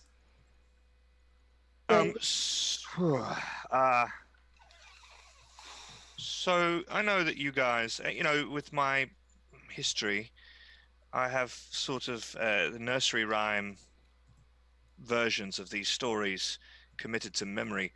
Do you guys know who Lilith is? Like in a vampire context? No. I get that she is apparently a person of some ill repute. That's really it. No, I don't know that her repute is specifically ill. Infamous, dangerous. maybe? Like, I don't know. She's important, I guess. I got that from this and from the Mr. Malk Doctor, but that, like, it's not really a thing I ever had the opportunity to research. Well, so according to, again, it's dumbed down for those of us that are young. We're taught these stories, but we're not, I'm sure, taught them very deeply or accurately. But Lilith, according to those sorts of I can read Sabbat versions of the origin of things, what was in fact Cain's first wife and the mother of all shapeshifters. What? Yeah, like she's why there are werewolves. It's her fault, kind of. Well, thanks, lady. Yeah, real fucking good one there. Yeah. But a really fucking good one, Cain, apparently. So. But I mean, but also she sort of taught Cain how to use his powers. Okay. So, neat getting pseudo confirmation that story is true, and B, I just don't know when it would ever be a good idea to find her, and if you did, neither the Sabbats nor the Camarilla would ever stop trying to murder the dicks out of you. Yeah, I gathered. But I'm not. I kind of want to anyway. Is there like an official Anarch doctrine on this sort of thing? Not really. Yeah, no, didn't think so. All that shit doesn't matter. Yeah, it's kind of like a, do your own thing. Uh-huh. Don't fucking make your shit other people's shit. I mean, let's say for a second, it's hypothetically that this is not some sort of. I suspect what is actually going on here. Is that there is a very powerful entity of some description that resembles in some way the mythological Lilith, but it feels to me that from everything that I've ever read or seen or heard, that if Lilith is a real entity and still alive, she's not going to involve, frankly, if you don't mind me saying so, 4 infants in her schemes. That's exactly what I said to your friend back there. She said she got real poor taste picking this. On one hand, I kind of get where you're coming from, but on another hand, people like us are the perfect agents for that sort of thing. But why fucking Atlanta? Like, didn't all this stuff start out in the Middle East area? Like, what? Kindred travel. Sure, but we don't know. We know that something came here. We don't know why. And weird shit happens in Atlanta all the time. Always has. Mm. It's one of the reasons that the CDC is based here. You know, one of the biggest governmental hunter organizations in the world, and it's based here in Atlanta, and that's why. All right. As far as this whole last little bit is, it's not my business as far as I'm concerned. This is your thing. It's come down on you, and it's yours to do with as you see fit. That's my personal opinion. Okay. You're the one carrying the albatross around your neck. I'm not going to be the asshole who tries to tell you how to use it if you manage to turn it into gold. I mean, I absolutely agree, and I don't really want fucking Lilith to owe me a favor. Well, she doesn't owe you a favor. She owed me a favor specifically. Right. I don't want to have any part of that. But what I will say is this: he wants to be as far away from that entire paradigm as fucking possible. Well, I don't want to be owed a favor by an ancient mythological entity. That said, if you decide to go and find Lilith, and if I survive these coming turmoils, I would take it as a deep personal favor if you'd let me go, because I have to know. Yeah, I'm with that. If this becomes a thing, you guys are all welcome. Neat. Perfect. As for the true nature of it, you know, obviously your friend has some ideological inclinations, so I'll take it with a grain of salt. Sure. But something weird is going down, and, you know... So I'm going to tell you something as well, that I just realized as we were talking to her about this whole situation with Lilith. I would very much appreciate that you not use this information unless you absolutely need to. But I am now of the understanding that Ilya is a heretic among the Sabbat. Yeah. Like, if they knew what we all just experienced, they would stop at nothing to kill her. I mean... Any sort of talk of Lilith is really high. It is as highly frowned upon in the Sabbat as talk of antediluvians is in the camp, or more. Someone's got mommy issues. But... I mean, she's the only entity by those stories that ever defeated Cain, so... I guess that makes sense. You don't want your boy to look like a bitch. Mm. Yeah, I mean, more or less. And you definitely don't want to turn the patriarchy on its head, even though we're all vampires and gender doesn't actually matter. But whatever. Yeah, right. I just think that it's important for us all to realize that at this point, there's no way that the wrong people don't already know that we're looking at this. Yeah. Mm. You're super on point with that. Oh, God damn it. Alrighty. So, here's my plan. I'm gonna talk with the other Gangrel in the area, see if they've been noticing anything weird going on environmentally. I mean, there are others who are a little more in tune with that sort of thing than I am. But we'll go from there. All right. The closest thing to a plan we got, it sounds like. Mm-hmm. And if something was here before Kindred were here, if it's that seems to me like something that would leave a mark geographically related to the area. People have been here longer would know more about it than we would. So that makes sense. Strange question. Do you know any Cherokee? No. Something of this power level that's been here for that long is sure to have legends built up around it. Not personally. Like, my social relations here are really limited mostly to you guys in the East Street Boys, and I don't really have any ties back in Boston worth mentioning in relation to this particular issue. I definitely think that the Gangrel are the right choice, and natives of the area are also the right choice to find out more about this. Okay. Tonight, I need to take a nap. Yeah. Because a little while ago, I think I actually was Lilith, and I don't know how to process that. Yeah. Were we? I don't know who we were. It was weird. I thought it was like supposed to be metaphorical. I thought all of this shit was supposed to be metaphorical. Their whole justice system is fucked. Oh. Well, at least it's matriarchal. Wait, we were a woman, weren't we?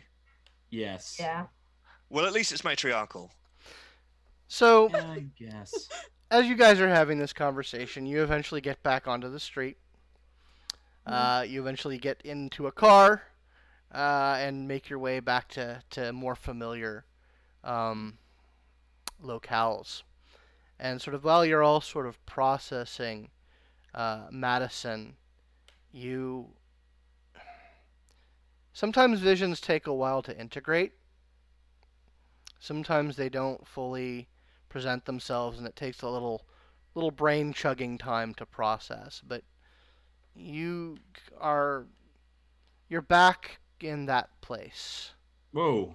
Not physically. You're remembering being back in that place.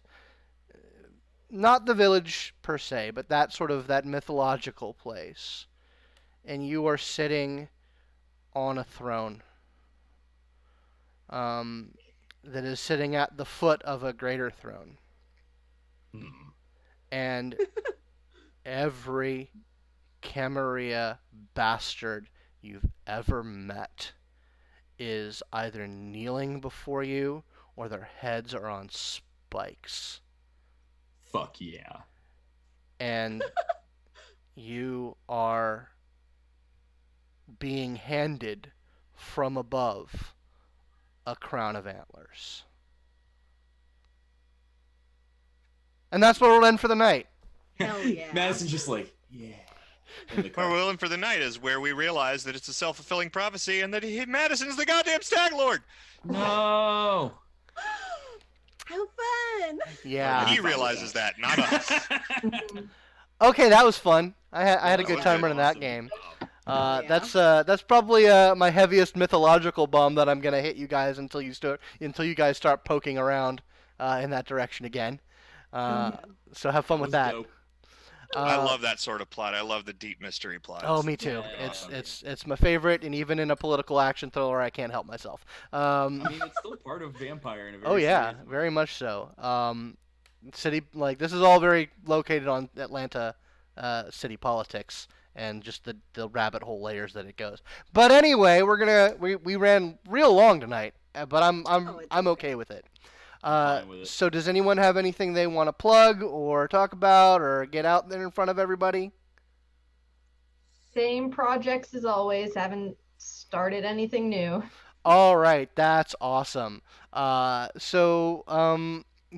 I once again recommend that everyone who's watching this, either on live or on YouTube, check out our Patreon, because there is an awesome scene that you totally missed from Willow. There's going to be Very more of relevant. those coming up. I plan on running side sessions when it's convenient for everybody, so that we can get everybody in on that action. Yeah, that's great. So I want to give a big thanks, first of all, to my wonderful players who are going on this weird fucking trip with me. It was fucking weird. It really was. And I definitely want to thank all of my patrons, specifically Mr. Eric Ramos. No, not Mr. Eric. Yeah, I wanted to thank Eric Ramos. But specifically, I want to thank Mr. David Haddad, Mr. Michael Tyson, Miss Mo Ferrer, for being $5 patron. I know. Way to show us all up. I know. But yeah. You're the only one who already knows what it's in all the fucking sessions anyway. Which means she's actually the only one who knows all the behind the scenes information. We're the Indeed, worst. she does. And I believe I have another one. Man, I'm a bad Patreon runner, but hold on. All right, you're old. It's not your fault. Yeah, I that's patronized something at some point. at some point, yeah. It's fine. Anyway, yeah, thank you to all my $5 patrons. I greatly appreciate you all. And I'm going to put everyone's names up real soon. And we're going to go ahead and all go to fucking bed because it's late. Fuck Bye, everybody. Nazis. Fuck Nazis. There you go. Thank you all. Thank you all very much. Bye-bye.